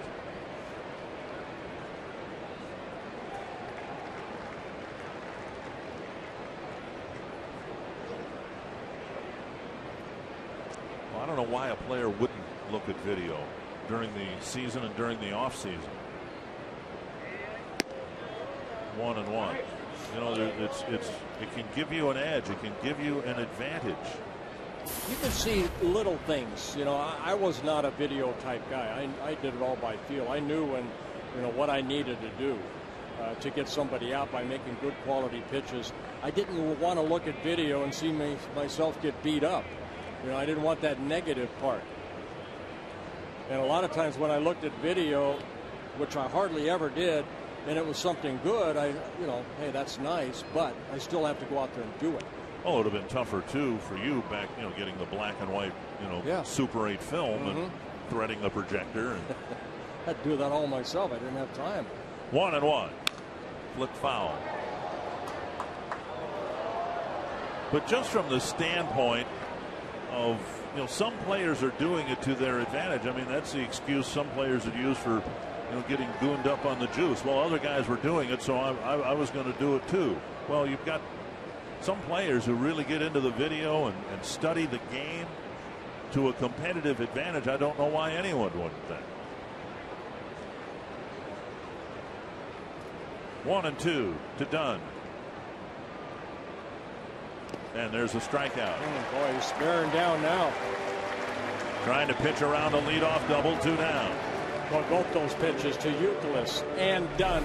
Look at the location. Down in the strike zone. Make the hitter get themselves out. Youkilis couldn't hold up. Dunn, a strikeout victim. 3 strikeouts for Diamond. Now the acid test, Paul Konerko. Konerko with a couple of ground balls, 1 to third, 1 to second. Diamond trying to keep this a 2-2 game.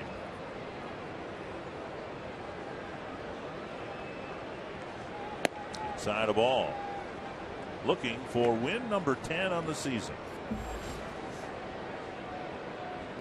70 pitches, good strike to ball ratio.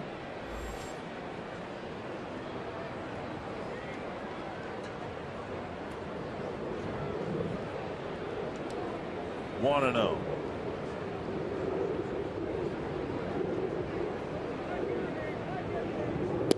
Drops a breaking ball over. Now that looked like the changeup right there. After the fastball in, then drops the off-speed pitch away. I realize too that he's looking for his 10th win. He wasn't called up until May 8th. He missed the whole month of, you know, April in the minor leagues, where he was pitching very well there.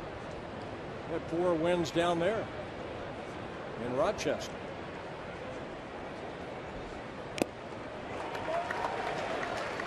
And back inside, and Konerko didn't have that best of swing right there. So going in on the first pitch, then away, and then going back inside again, and see Konerko get tied up a little bit. Remember, he struck out Ramirez on that good fastball in that Ramirez kind of got tied up inside. You throw enough inside, Dick, now that hitters start thinking, I got to be a little quicker inside, then it opens up the outer half of the plate.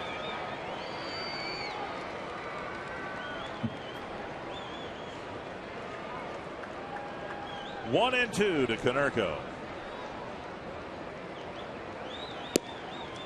2-2. Diamond's got that straight fastball and then that cutter that he throws in on right-handed hitters.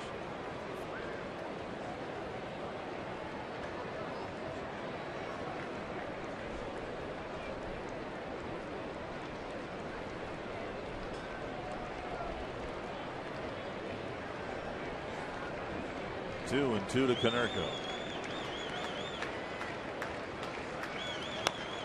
Of the foul.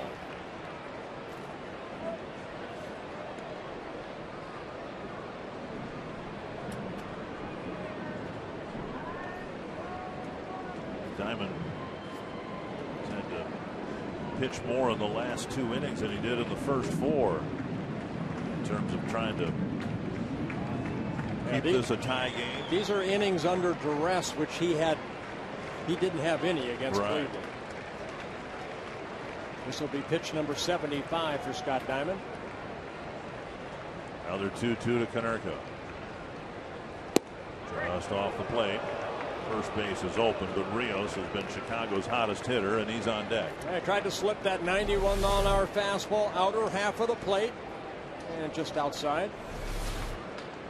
Now, do you go back in? Do you throw that changeup? Do you throw him a breaking ball? If Rios was putting up last year's numbers, you wouldn't even throw him a strike here.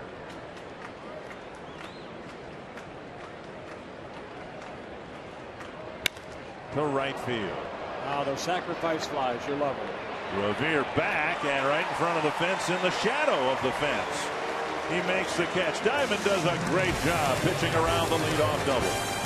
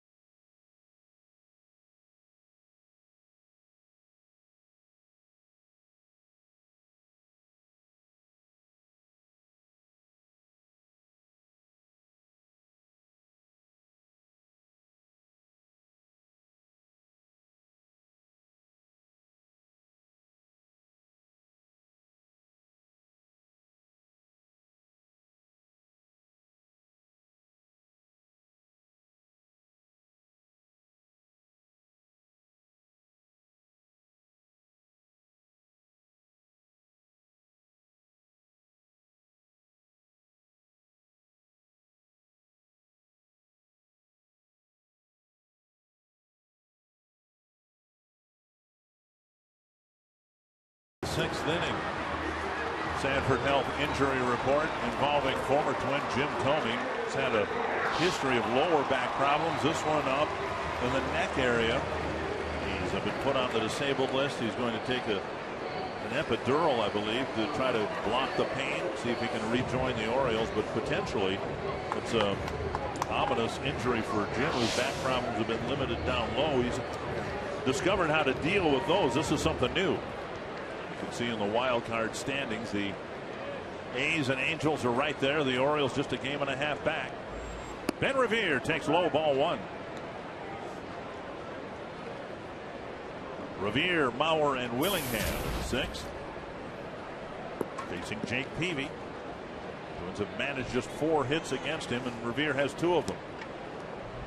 Bluffs a bunt, takes ball 2. That's why you got to like what Bud Selig, the commissioner of baseball, put in that second wild card. You look at the Boston Red Sox, where the Twins are heading for a 4-game series. They're 2 games under 500, and they're only 3.5 games out of that wild card race. And if there was just one wild card, the complexion of all of this would change. I agree with you. I think the addition of the second wild card, the benefits have been obvious and immediate. I mean, we're feeling it here in the middle of the first summer of it. Strike 3-1.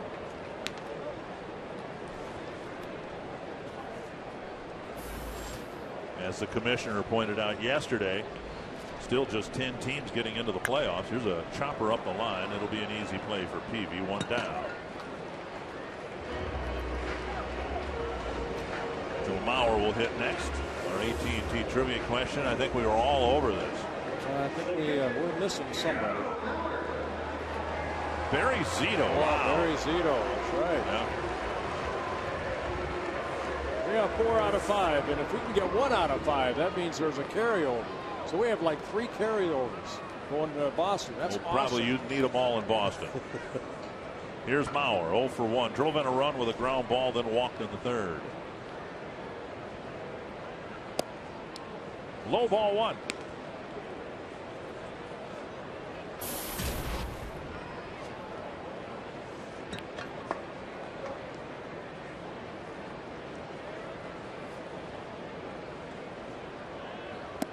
What Joe would like to do here is hit a ball this afternoon like he did Monday night and Tuesday night. It probably would carry over the wall in left field. He's hit 2 balls very hard to deep left field, and in the nighttime they were caught, but the ball carries better during the day, and he takes outside 3-0. I think we saw that on the fly ball by Konerko that ended the top half of this inning when it left home plate. I didn't think it was near the warning track, and it almost made it to the wall. It was 3-0 to Revere, now 3-0 to Mauer, and Mauer takes his second walk. Only the second walk for Peavy, both of them being Joe Mauer. And now to the strains of Sweet Home Alabama. Josh Willingham to the plate. Willingham still has not gotten a hit against Peavy. 0 for 2 today.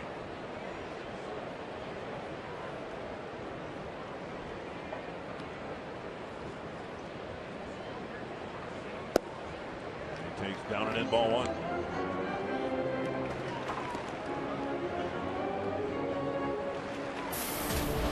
Yeah, there's the numbers. 0 for 14.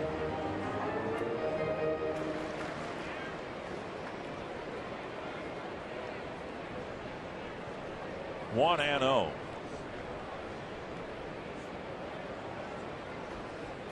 Two and 0. So Peavy's really having a hard time throwing strikes here in the 6th. He fell behind Revere 3-0 before getting it to 3-1 and then getting the ground ball.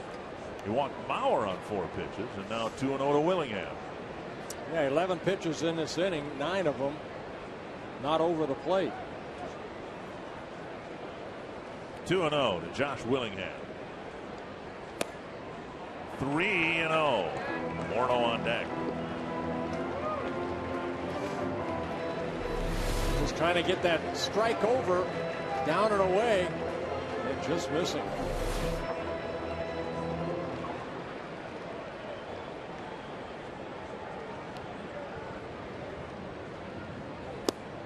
That hits the corner. 3-1.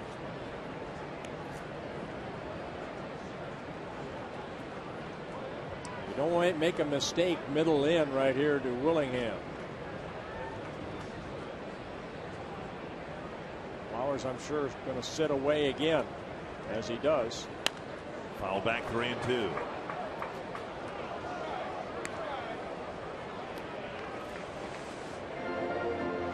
Willingham has bounced into 10 in double plays. Mauer doesn't run particularly well. And I told you before, this is a tough battery to run against.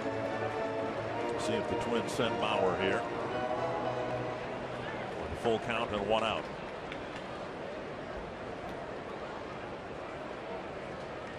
Mauer goes. Ooh, right in on the handle of the bat. Everything was away, away, away, and then he tried to sneak that fastball in, and Josh just got a piece of it to foul it off. Why were you smiling when you were saying that? It's good pitching, man. I like both watching good pitchers go about their trade, and both these guys here this afternoon. Peavy, Diamond. How they try to set up hitters and get outs. Another 3-2 to Willingham. Flowers sitting outside again. Mauer with a conservative lead. He just tips over and touches the bag as the throw goes over to Dunn.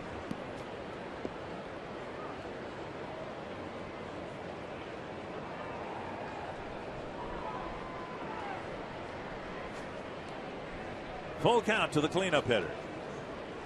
Mauer goes. Swung on and missed, and Mauer's out at second base. So Willingham continues to struggle against Peavy, and it's a strike him out, throw him out to end the 6th.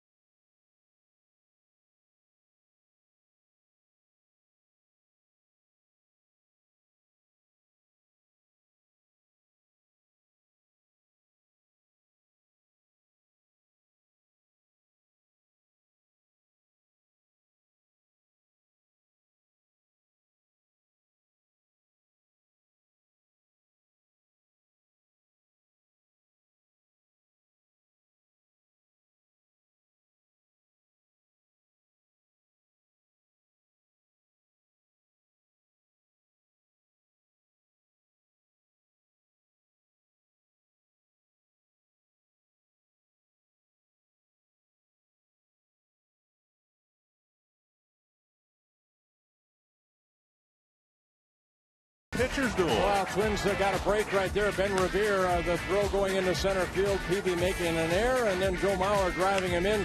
Twins taken early, tied the game at 1 apiece. Danny Valencia hitting his second home run of the year. That made the Twins a 2-1 lead after 2. Couple double plays turned behind Scott Diamond in this ball game. So Peavy in the dugout with Diamond out on the mound now, pitching to the White Sox in the 7th inning, starting with Alec Rios. Yeah, both starters doing a good job. Only 2 runs allowed, both quality starts so far. And you see no walks for Diamond, only a couple for Peavy. Peavy leading in strikeouts, 5-3. Diamond has thrown 76 pitches in 6 innings. Peavy 83. After the CenturyLink high-speed pitch, Diamond at 92, Peavy at 92. So you don't have to throw 96, 97 to be a pitcher at the major league level. 91, 92, hit your spots. You can get people out. Alex Rios leading off the 7th. Diamond's given up 6 hits. 5 of them have been leadoff hits. Missing inside, ball 1. Rios led off the 5th with a single and scored.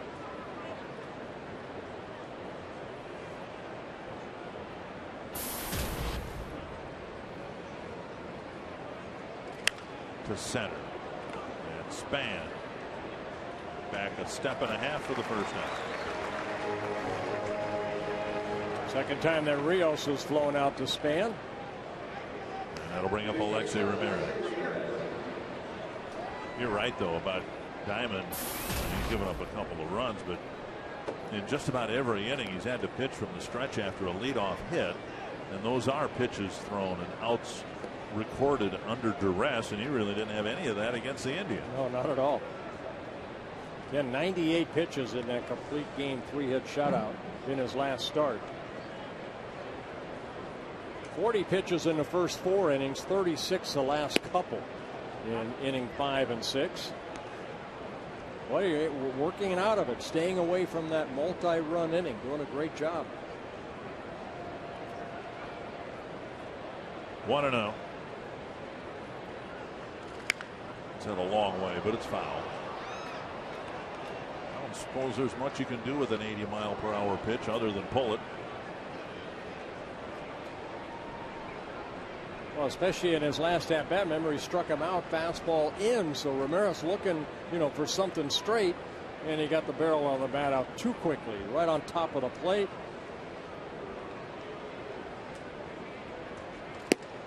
Ball away.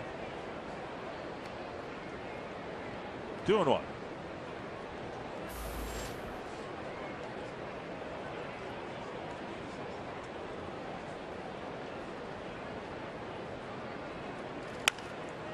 Weak ground ball to short. Dozier digs it out.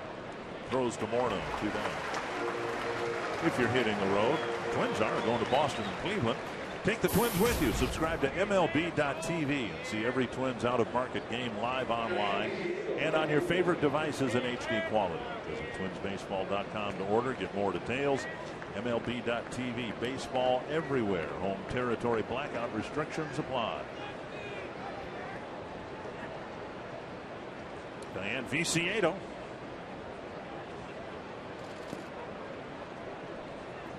Viciedo, one of 5 Chicago players with more than 15 home runs.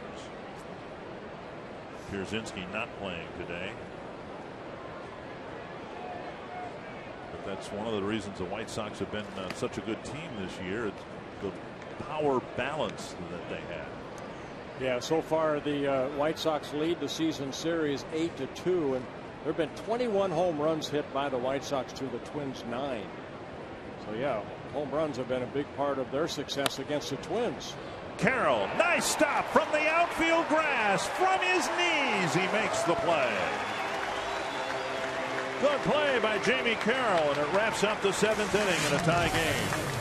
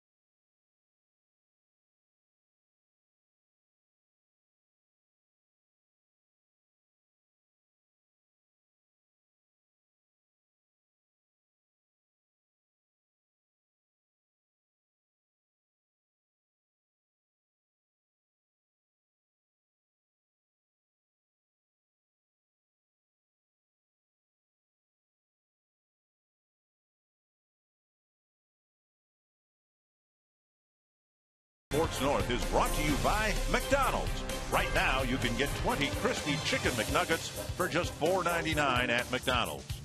And by AT&T, the nation's largest 4G network. AT&T. Rethink possible. Justin Morneau leading off the home half of the seventh, taking outside, ball one.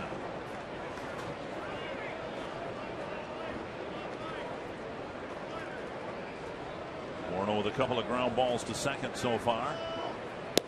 And he takes a strike.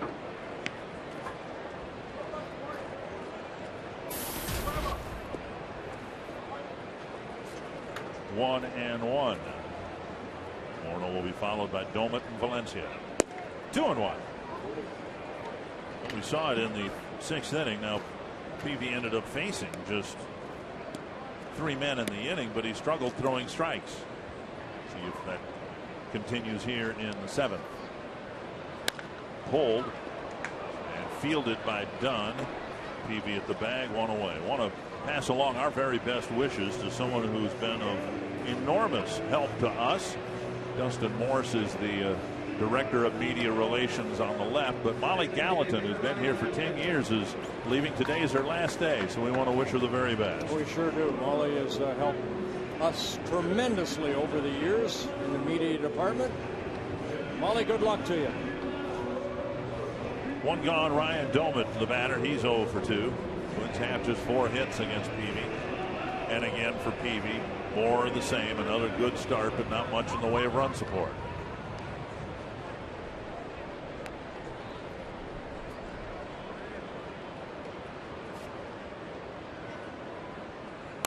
Domet fouls it, and he's going to try to walk that off.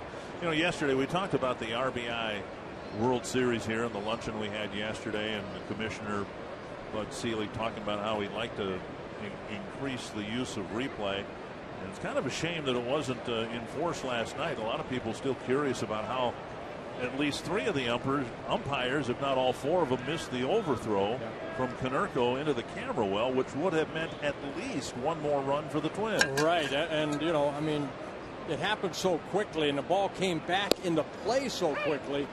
The umpires didn't see it, that it went into the camera well, hit the back wall, and deflected right back toward home plate. Yeah, in the instance last night, we tried to show the replays we had, but we didn't have the definitive replay.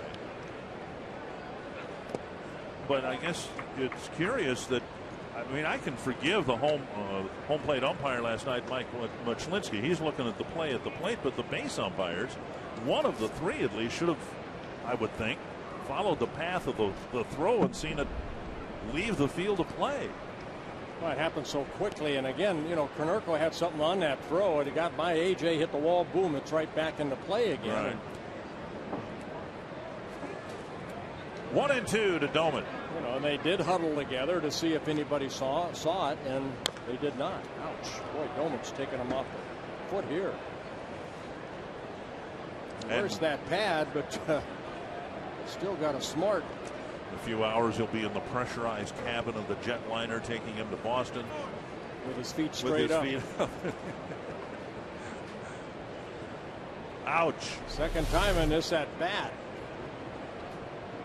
Ouch. Yeah. When you have the pad, that got underneath the pad. Another 1-2 to Ryan Domet. Toe flap. And Domet's out. Second time that Domet has gone down on strikes, and strikeout number 6 for Jake Peavy. Get a behind-the-scenes tour of Target Field. Visit twinsbaseball.com. Call 800-33-TWINS. Check out all the different types of tours that are available and the daily schedule. Private tours are available. You can go to twinsbaseball.com or call 800-33-TWINS and get more details on that. Danny Valencia homered his first time up, and he pops it foul over the Twins dugout.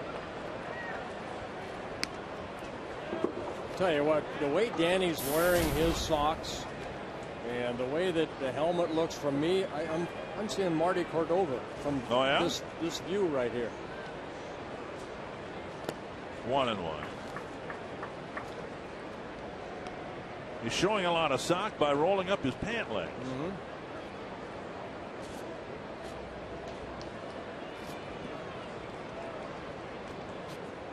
Dozier in the on deck circle doing the same. Inside, 2-1. Twins ended up with a losing July, hoping to get August started in the win column today.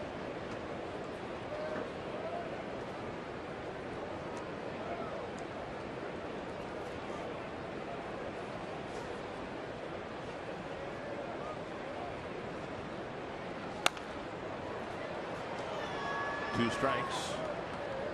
A foul into the right field seats. 2-2.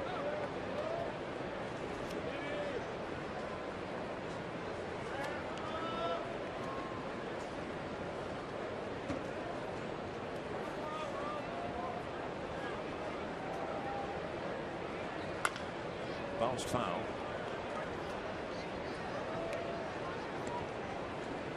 Still 2-2. Peavy approaching, but still not at the 100 pitch level.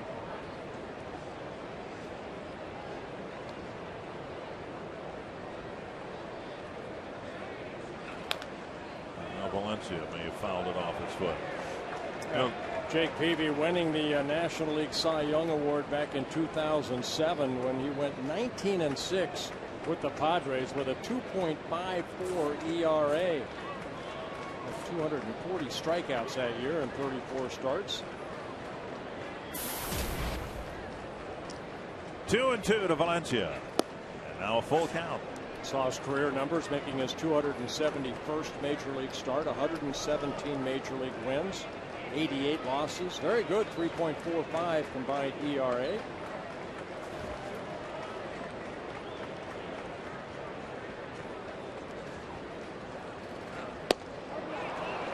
Speed pitch gets a swing and a miss. 7 strong innings for Peavy. We've got a great pitcher's duel here between Scott Diamond and Jake Peavy.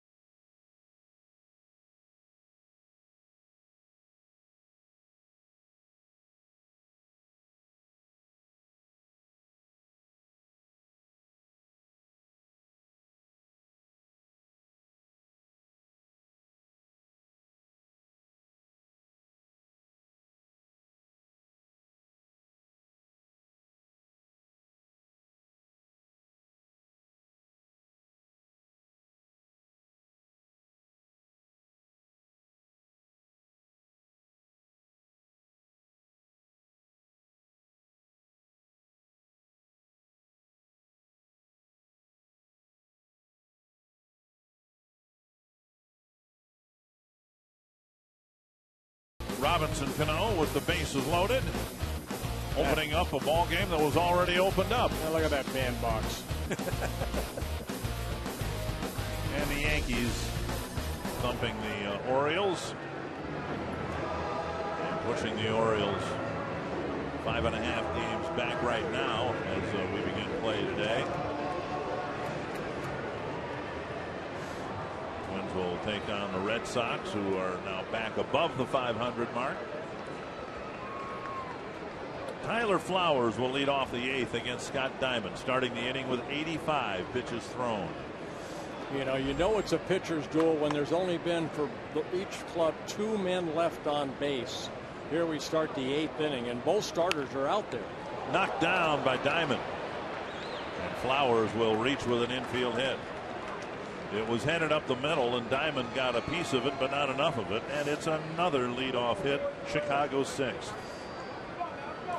I don't know if Dozier would have been able to get this ball, but Diamond does slow it down. You see that ball heading into center field. I think it would have been a base hit either way. and almost caught that ball. So now the number 9 batter Hudson will be probably asked to bunt. We thought so perhaps in the third, but he was swinging away back then. But that's back when it was the third inning. Yeah, you see Valencia in on the grass. You almost, as that ball goes home, charged toward home plate. Hudson tried to push it toward the second baseman Carroll.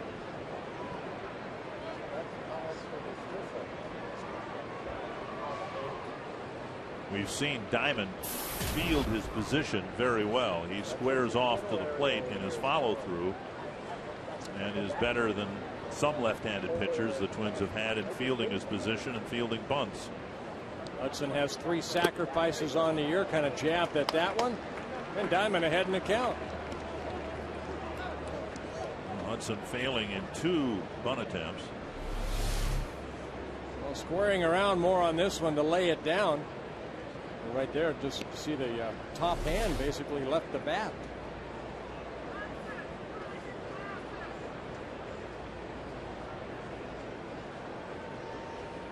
Valencia's backed up into the dirt now at third base. And that kicks away from Mauer. Another pitch in the dirt, and that'll allow Flowers to advance.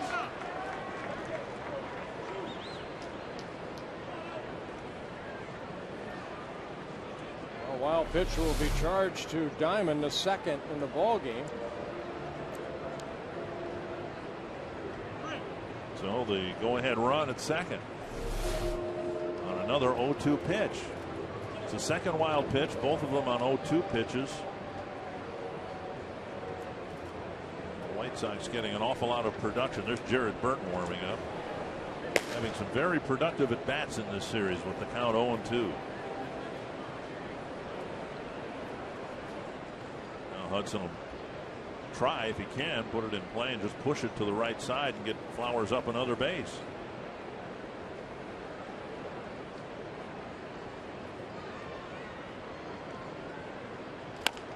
Chop to the left side. Valencia charges. The runner will advance, 1 away.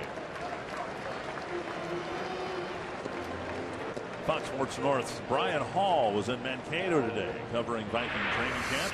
Read his stories at foxsportsnorth.com. So the go-ahead run at third, 1 out, and here is De Aza. De Aza's not been fooled by Diamond at all. He lined a single to center in the first, lined out to Revere, a sinking line drive. Revere made a nice catch in the third, and then he doubled to the gap in right center in the sixth. Did this guy ever strike out? I'm sure I've seen it. Infield in now for the Twins. Diamond will try to get De Aza to hit it on the ground at somebody. We'll pop it up. Fastball up and in. Jammed him a little bit right there. And De Aza has struck out 79 times in 400 at bats.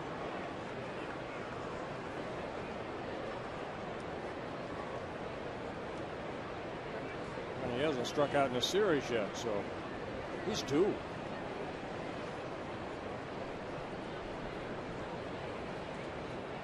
One strike. And it's a 0-2 again. Well, I'd like to think Diamond has De Aza where he wants him, but that hasn't been the story of the last 2 games.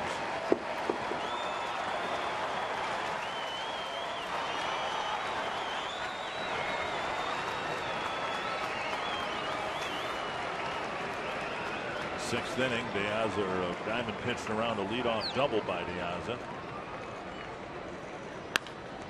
That hits Diamond, throws home wildly, and the run will score. It got him in the breadbasket, I think. Yeah, it did. Another 0-2 pitch.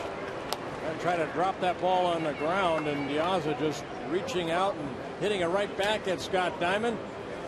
Might have knocked the wind out of him.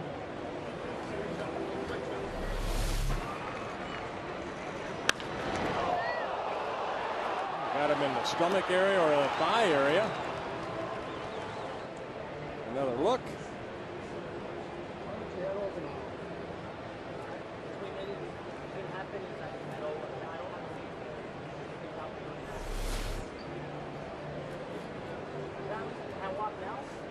An infield base hit for De Aza. He picks up an RBI on his third hit of the ball game. They're going to take him out of the game. With 93 pitches, Diamond's going to come out. And we're still unclear as to where that line drive hit him.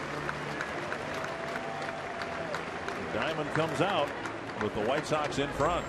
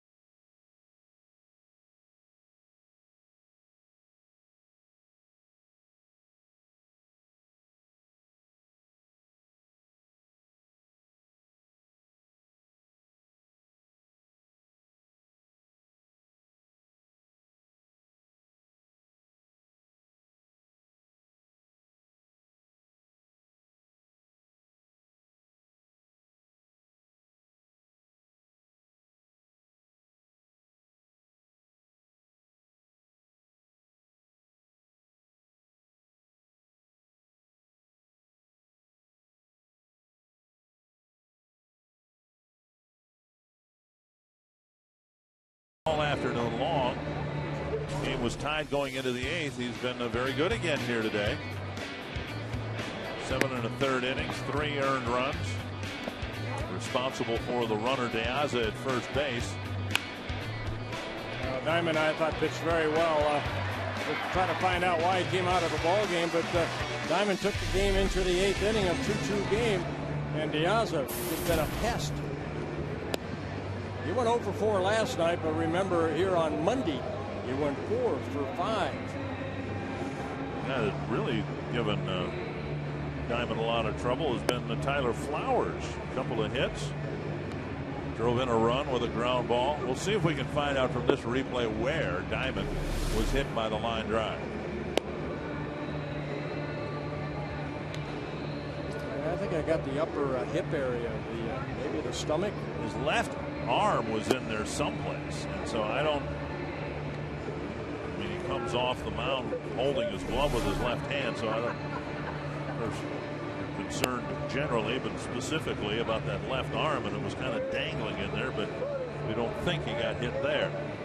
Well, Burton, because of the injury situation, will get as many warm-up tosses as he needs, but he was warming up down in the bullpen, so it shouldn't take too long, and we'll be ready to resume play. This copyrighted telecast presented by the authority of the Minnesota Twins and may not be reproduced or retransmitted in any form, and the accounts and descriptions of this game may not be disseminated without the express written consent of the Minnesota Twins, LLC. Have you ever been on a team that had a fine system for giving up hits on 0-2 pitches? Yeah, I think I would find myself. You know, I never minded giving up an 0-2 pitch, a hit, because I was still attacking a strike zone. I was harder on myself out there because you know you made a mistake. You're still attacking the strike zone. It's not the way you want to go about your business, though. Well, the White Sox in the last 2 games, last night and today, they've gotten 5 hits on 0-2 pitches, including the Pierzynski home run. 1-0 to Youkilis. It was a 4 today, wasn't it? Well, there were 2 last night and back-to-back at bats in the 9th inning, and then this here in the 8th inning, I think it was ruled a fielder's choice. I don't believe they gave De Aza a hit. Up and away, 2-0.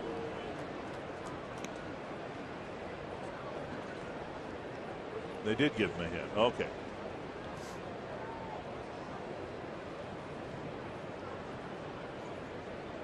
You say a team fine, or you find yourself and into you find the team. yourself because you're so upset at making a stupid pitch when you're ahead in the count. There goes De Aza, and the pitch hit to left. Chased by Willingham. He's there for the catch. That's out number 2. De Aza has to retouch, and he'll get back to the bag. I mean, I don't give myself any money. It's more of a beating I give myself by maybe having to run a little extra mile or two because of the stupidity that I did of giving up a 0-2 hit. De Aza right now, he's got to retouch the bag before he goes back to first. Here's Dunn, 0 for 3 today. Diamond struck him out in the 6th. I got to be honest, I probably gave up a lot of 0-2 hits. Well, you pitched 23 years. I mean, my goodness. Yeah. But there were times, you know, you in a game like that, you make a mistake. Lofted to right center field. And Span makes the call and the catch. And that ends the inning. The White Sox take the lead with a run in the 8th.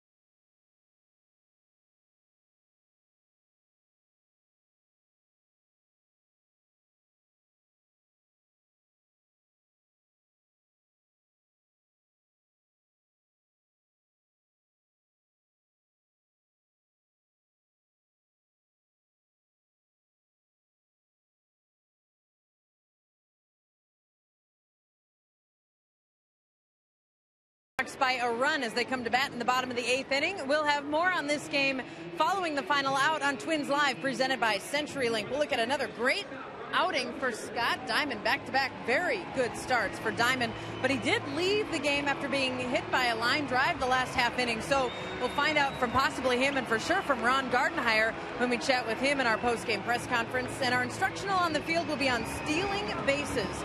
Ron Coomer and Bert Blyleven will join Robbie and Smikowski, who do this after every home game, bring some of our experts on the field, and they'll talk about how to read a pitcher, read his movements, how to get a good jump. We'll look at stealing bases in our instructional later today. All right. With Jake Peavy out there now with the lead late in the ball game. Yeah, Peavy with 100 pitches. He's one of these guys that, you know, hey, I still want that ball. It's not the 100 pitches and you're done. Jake Peavy has 4 complete games this year. You know, he wants to try to get through the 8th here. Well, what we've seen, and you can tell from his daily charts, he has the luxury of going an extra 20 pitches or so, where Scott Diamond would be topping out right at around 100 pitches because of his stature, his experience, and his physical makeup. In his win over the Twins in Chicago, he threw 121 pitches over 6 innings. Fox Strikes brought to you by Carrier. 2 quick strikes to the leadoff man here in the 8th.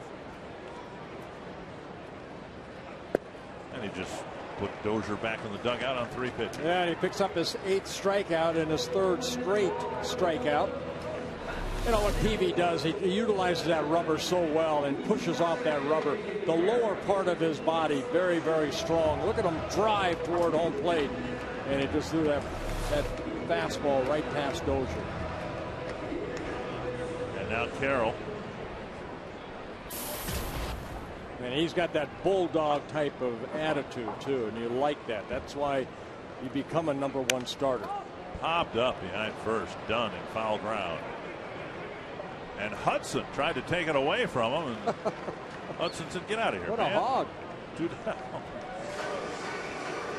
Twins have teamed up with the Minnesota DNR to turn broken lumber into new trees. Every time the Twins pitcher breaks an opponent's bat, 100 new trees will be planted in Minnesota's state parks and trails. The Twins support the state parks. You can too. Learn more at www.mndnr.gov. 2 down, here Span. Twins need a jolt. Span thinks about bunting, takes ball 1. Not just a hit, but an extra base hit, maybe even a home run here. Span 0 for 3 after a 4-hit night last night.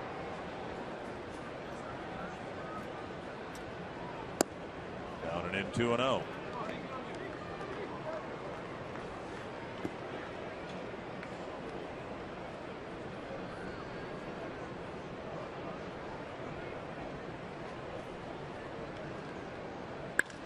And a base hit for Span. 1 for 4 today.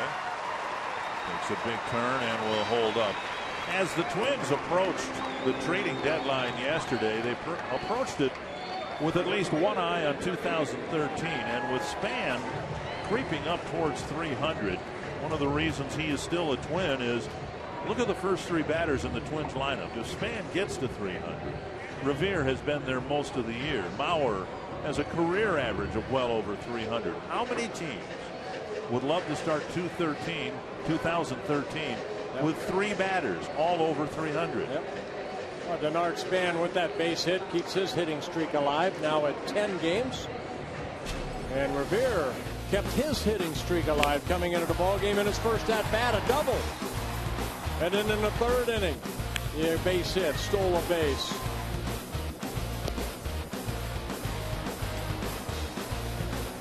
And then made a very nice running catch earlier in the ball game. We've seen the Twins try to run the bases and steal some bases. Mauer was thrown out in the 6th inning. We saw Revere steal a base. The Twins would like to see Span be more aggressive in situations like this. We mentioned that there's a fearlessness that Revere has, and Span not as aggressive in trying to steal bases.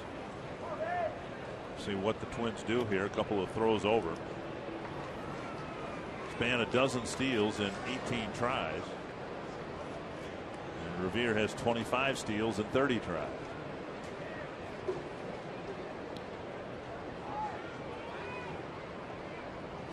A couple throwovers by Peavy, and Peavy will utilize that slide step now and try to be quick to home. Twins do have a couple stolen bases. You mentioned Revere, also Dozier.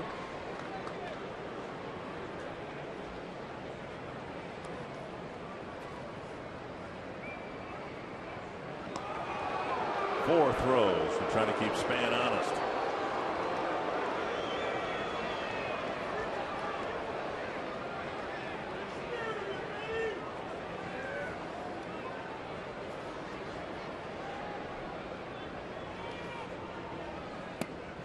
Revere takes ball 1.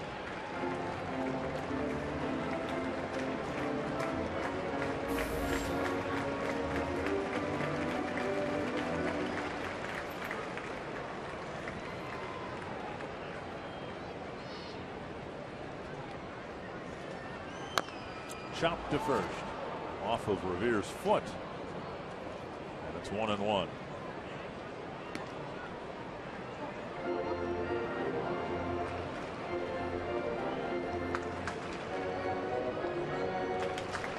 Ryan Domet hit a couple off his foot.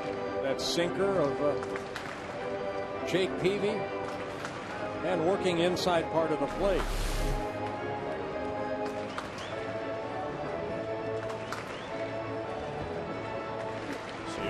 Can hook one into the right field corner here.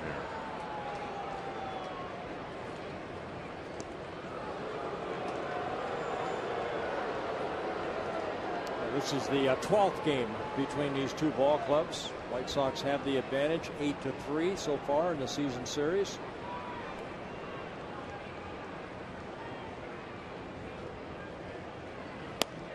On the outside corner, 1 and 2, excuse me.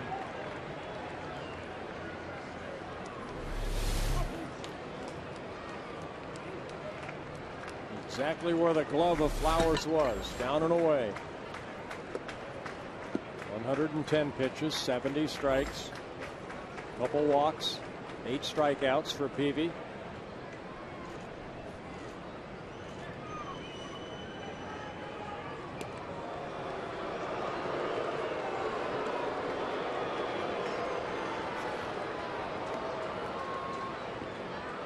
Seven throws, I believe, to first.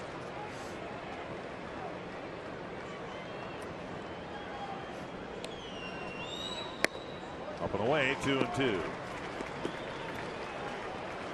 You see how quick he is home. He doesn't really, bring that left knee up. He'll go to that slide step to give his catcher at least a chance to throw out Span. If Span can get a good jump.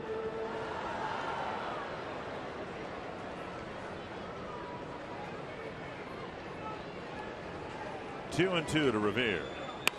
Chop to the left side. Fumbled by Youkilis. Span will round second and go to third. So another Chicago error. And the inning will continue with Mauer coming up and the tying run at third. Routine ground ball right there to the left of Youkilis. Maybe he took his eye off of it. The ball came up. And Robin Ventura, former third baseman, said, I would have had that one. It looked like he almost closed his glove right there. And then the ball hit his glove and deflected into short left field. Span, seeing that nobody was going to get to that ball, scoots to third. Ventura to the mound. Haven't seen a sign yet that he's going to change pitchers. The bullpen door hasn't been opened yet. Peavy's going to, I don't know him at all, but I know what his reputation is. He's going to try to talk his way into staying in the game.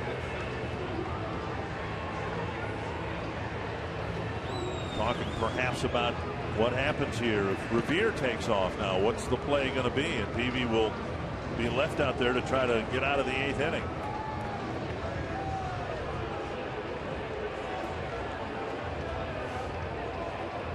So speed on the corners. Mauer at the plate. Jones warming up along with Septimo. Mauer with an RBI ground ball in the first and a pair of walks. You do have Willingham, who's Minnesota's top run producer, but Peavy's had him eating out of his hand again here today. 0 for 3 with 2 strikeouts. Joe hasn't really had a good pitch to hit yet here this afternoon. Walking a couple times.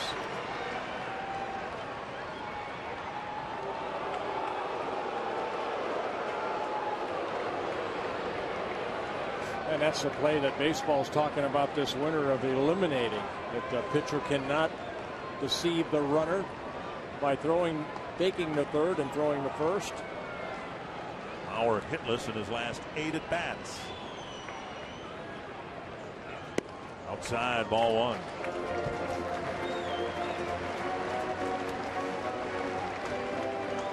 They've been very good all year long, except for the last few ball games. Second error of the ball game, and it could be a costly one if Mauer and or Willingham can come through. Would you say Robin Ventura told his club, quit making errors? Stop making errors. 1-0 to Mauer. Popped up. Viciedo coming in. Ramirez going out. That'll end the threat. So the Twins can't take advantage of the Chicago error. It's still 3-2.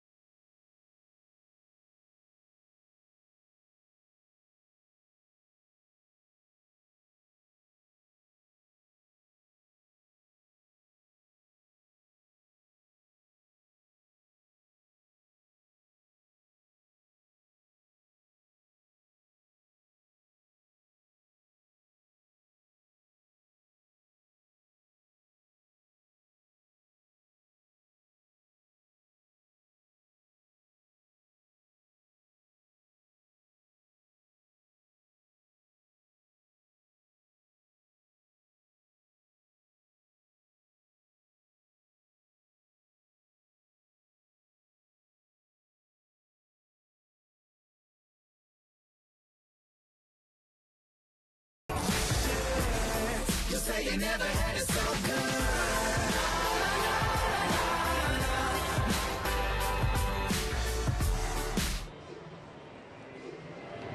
Another one-run ball game. The Farmers Insurance report card with the White Sox up 3-2. Oh, he had a good pitcher's duel here. Jake Peavy, 8 innings, has allowed a couple of runs. Scott Diamond left last inning with the ball hit back up the middle.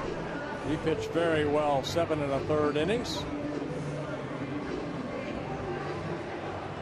Alex Burnett coming out of the bullpen. He worked here on Monday night against the White Sox. 1 shutout inning. He worked a shutout 7th inning through 10 pitches, 7 first strikes.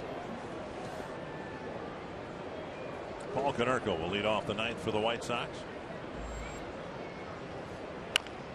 Bounce foul. Twins won a ball game here Monday night in the bottom of the 9th. White Sox won last night's game in the top of the 9th. And now they'll run the White Sox scored in the top of the 8th, the difference in the ball game. So 3 competitive ball games and 2 one-run decisions and a 1-run lead. 34,823 paid attendance to the homestand finale. And now flip foul the other way, 0-2. Twins have done a nice job pitching to the middle of the Chicago order. Yeah, I mean, keeping Dunn and Konerko 2 hits in 22 at bats. Very well done.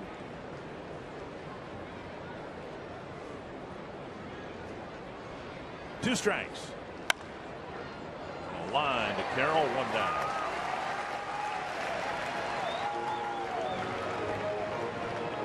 And that'll bring up Alex Rios.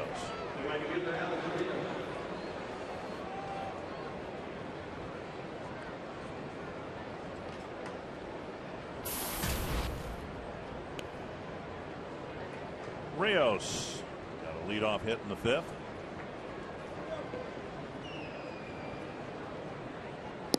Ball 1.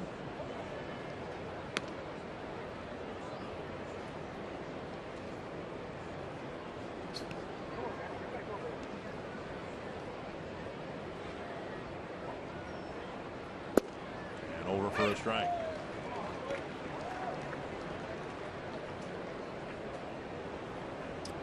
Addison Reed, who got the save in last night's ball game, loosening up in the bullpen. Peavy with 114 pitches after 8 innings. And a base hit through the hole on the left side, a 1-out single.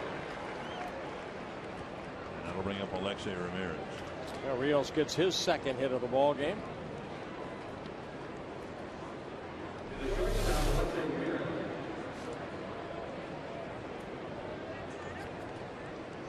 Rios gets another hit. Now Ramirez. Well, you see Valencia late in the game kind of protecting that 3rd baseline, and the ball hit to his left in the left field. Ramirez 0 for 3, a pop up, a ground ball, and a strikeout. And strike 1. I think it was a few weeks ago, which would have placed this discussion in the middle of July, which means you were not working. So let me ask you this. I'm not proposing anything. I'm not giving an opinion. I'm just raising a question. Do you think Alex Burnett, who now features 3 pitches, could be a candidate to be a Twin starter next year? No. Okay. Because? I don't think he has starter type stuff. I think he's where he should be, and that's in the bullpen. You know, a guy that can pitch maybe 2 innings, 3 innings at a time, but I don't believe he has the stuff to be a starter. You know, they tried that in Boston with Bard. Right. And it just didn't work out.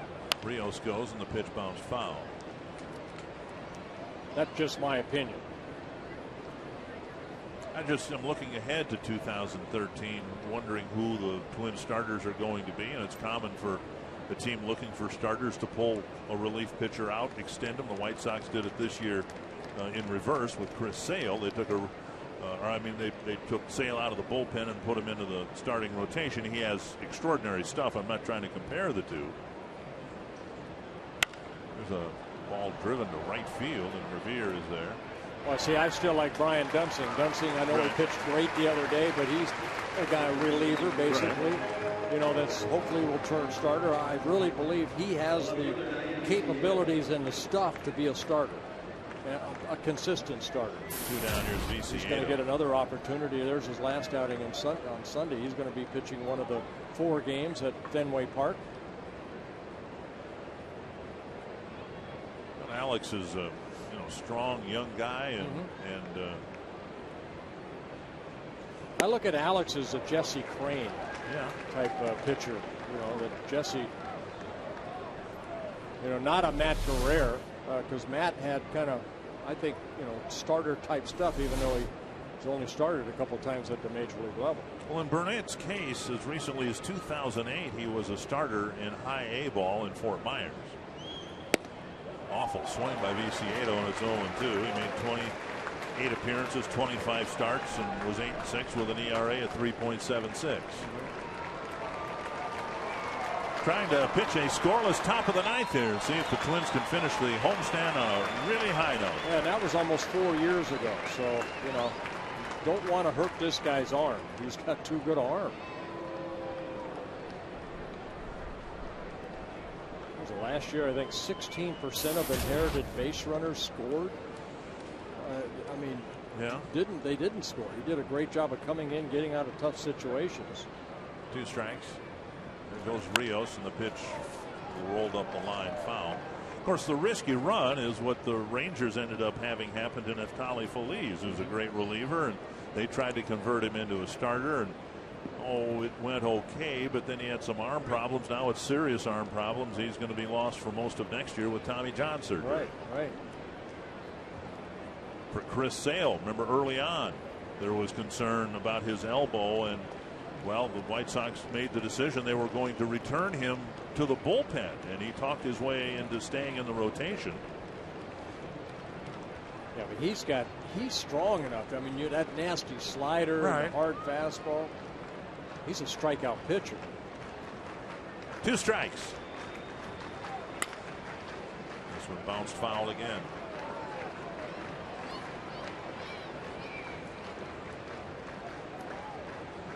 Of the current Twins starters, now that Liriano's been traded, the only sure things, I would think, would be Diamond and Blackburn.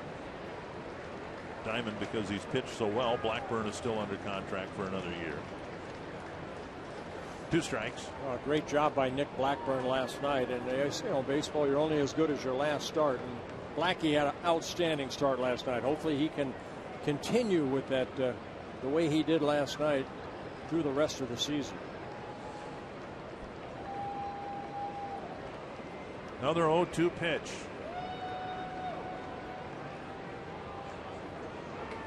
High fastball got him. Got the fastball up to 94 miles per hour. Bottom of the 9th coming up. It's been a good homestand, and the Twins hope some for heroics this afternoon.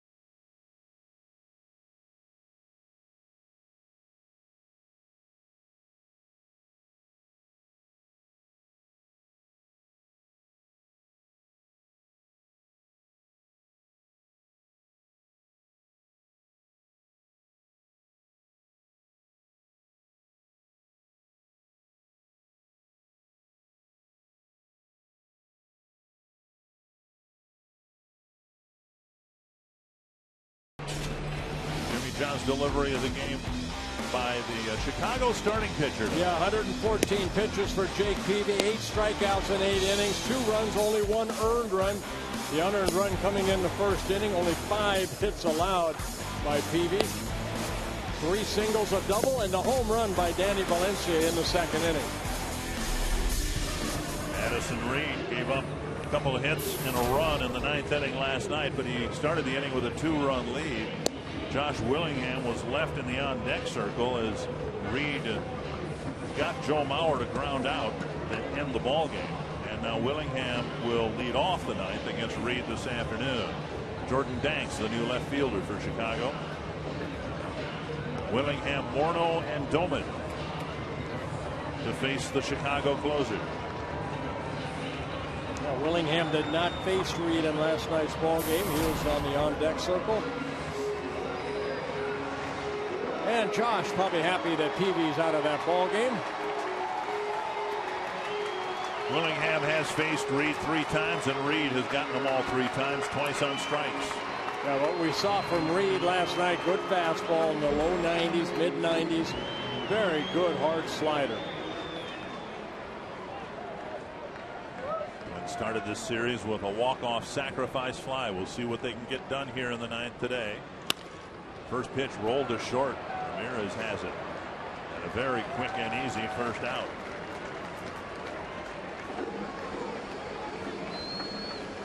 So Reed gets the cleanup hitter on 1 pitch. Morneau's hit 3 ground balls to the right side. He has faced Reed twice, homered and walked. Otherwise, though, a quiet series for Justin Morneau.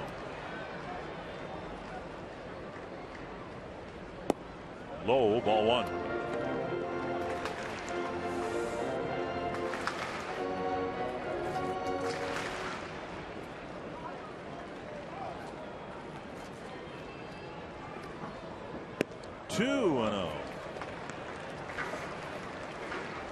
The Twins got a run in the bottom of the 9th Monday night and Tuesday night, and they need one here this afternoon.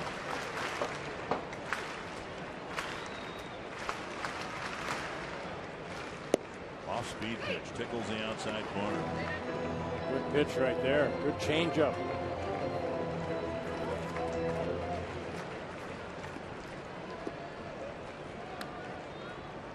Two and one to Morneau. Way out in front of another changeup.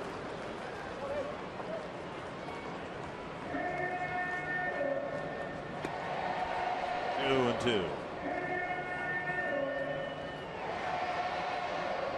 White Sox outfield, as you'd expect, playing very deep. Roll to the second baseman. Hudson has it. 2 down, and it'll be left to Doman.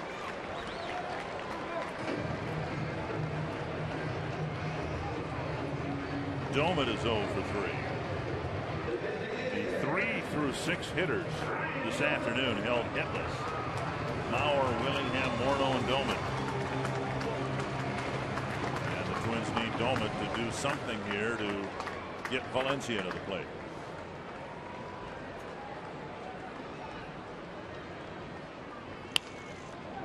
Foul, out of play, 1 strike.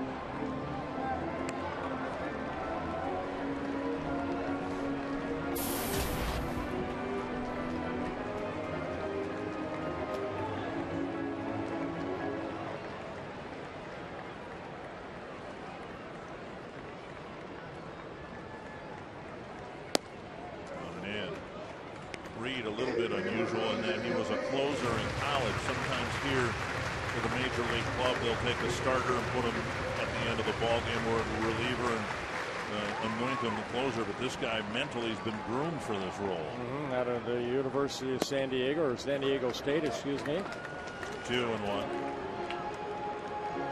And he signed just a couple of years ago. Number 3 pick by the White Sox.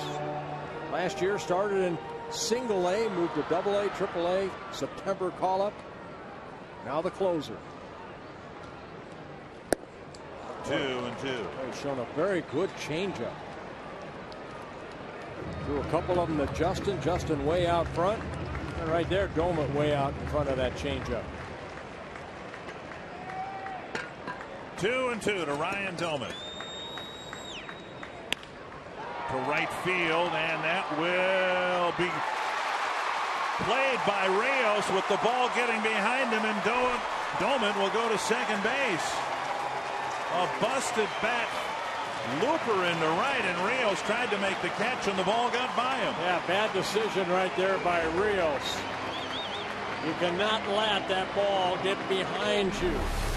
Alexi Castillo, no, it'll be a Mastroeni pinch running for Domet, but Rios comes in, tries to catch it, and the ball scoots underneath his glove and got behind him. That allowed Domet to get into scoring position. Nobody warming up in the Chicago pen, but Robin Ventura coming to the mound, so they'll all talk about it. Valencia at the plate. And a hit to the outfield should tie the game.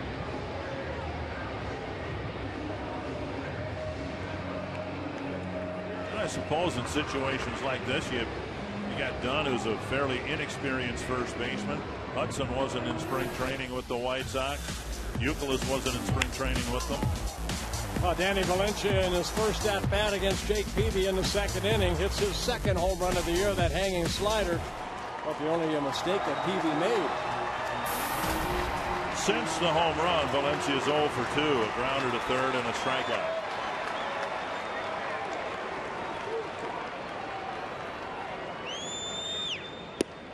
Over for strike one.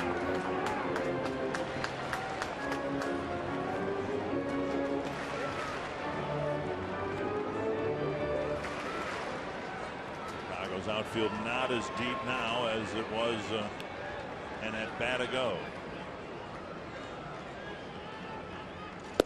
Down and in, 1-1.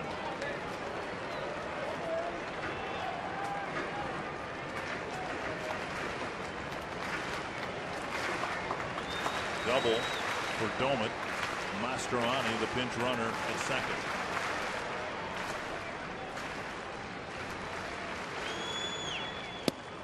Two and one. A good take right there by Valencia.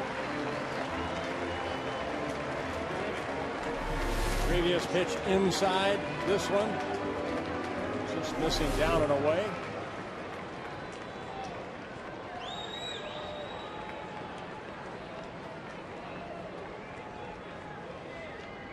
Mastroeni to third, and a foul ball to the screen. Mastroeni just felt ignored out there, thought he'd take the extra base. Well, you don't want to take the concentration away from the hitter right there. I mean, Mastroeni's going to score anyway. He's going to take off. Maybe Danny saw him taking off. Now it's 2-2.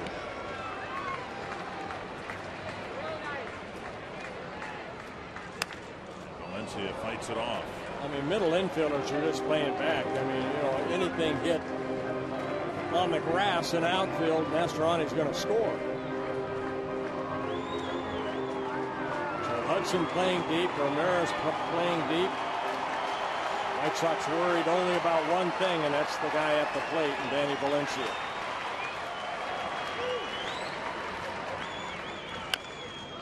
Bouncer foul.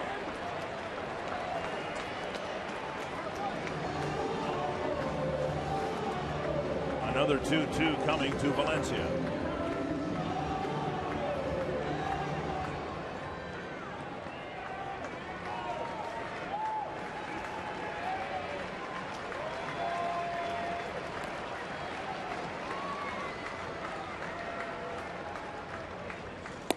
Checked his swing, I think.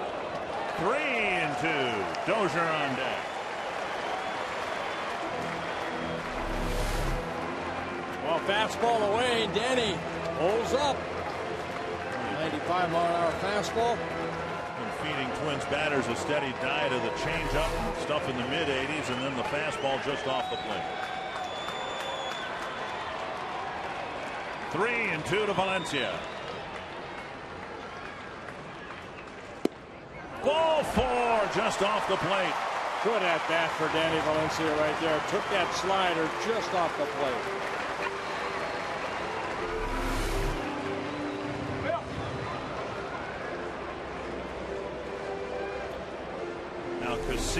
going to run for Valencia.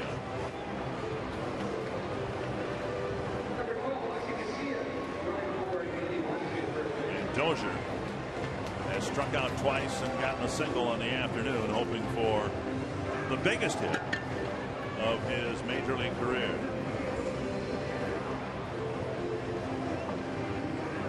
So the extent of Ron Gardenhire's bench involves 2 pinch runners here in the 9th inning. Mastroeni and Casilla. And the number 8 batter Dozier will hope for some heroics here.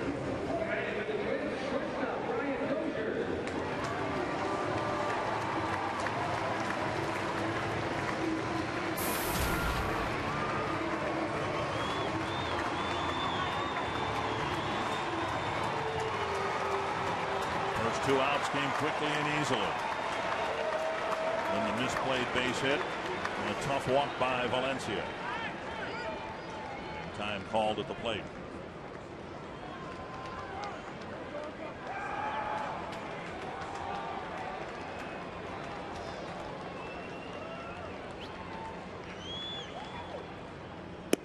Over for a strike last night when Reed came into the game. Dozier was lifted for a pinch hitter, and it was Revere who got a leadoff single. This afternoon, Dozier gets his chance.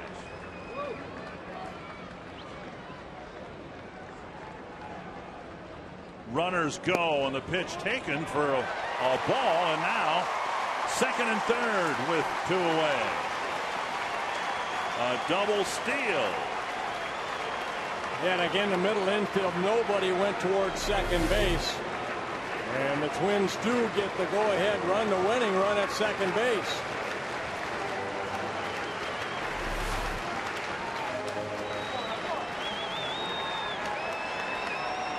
One and one to Dozier.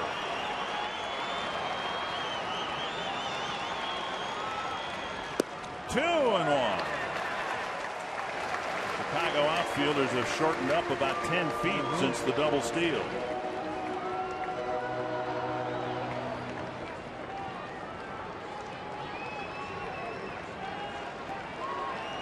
Two and one. At the knees, 2 and 2.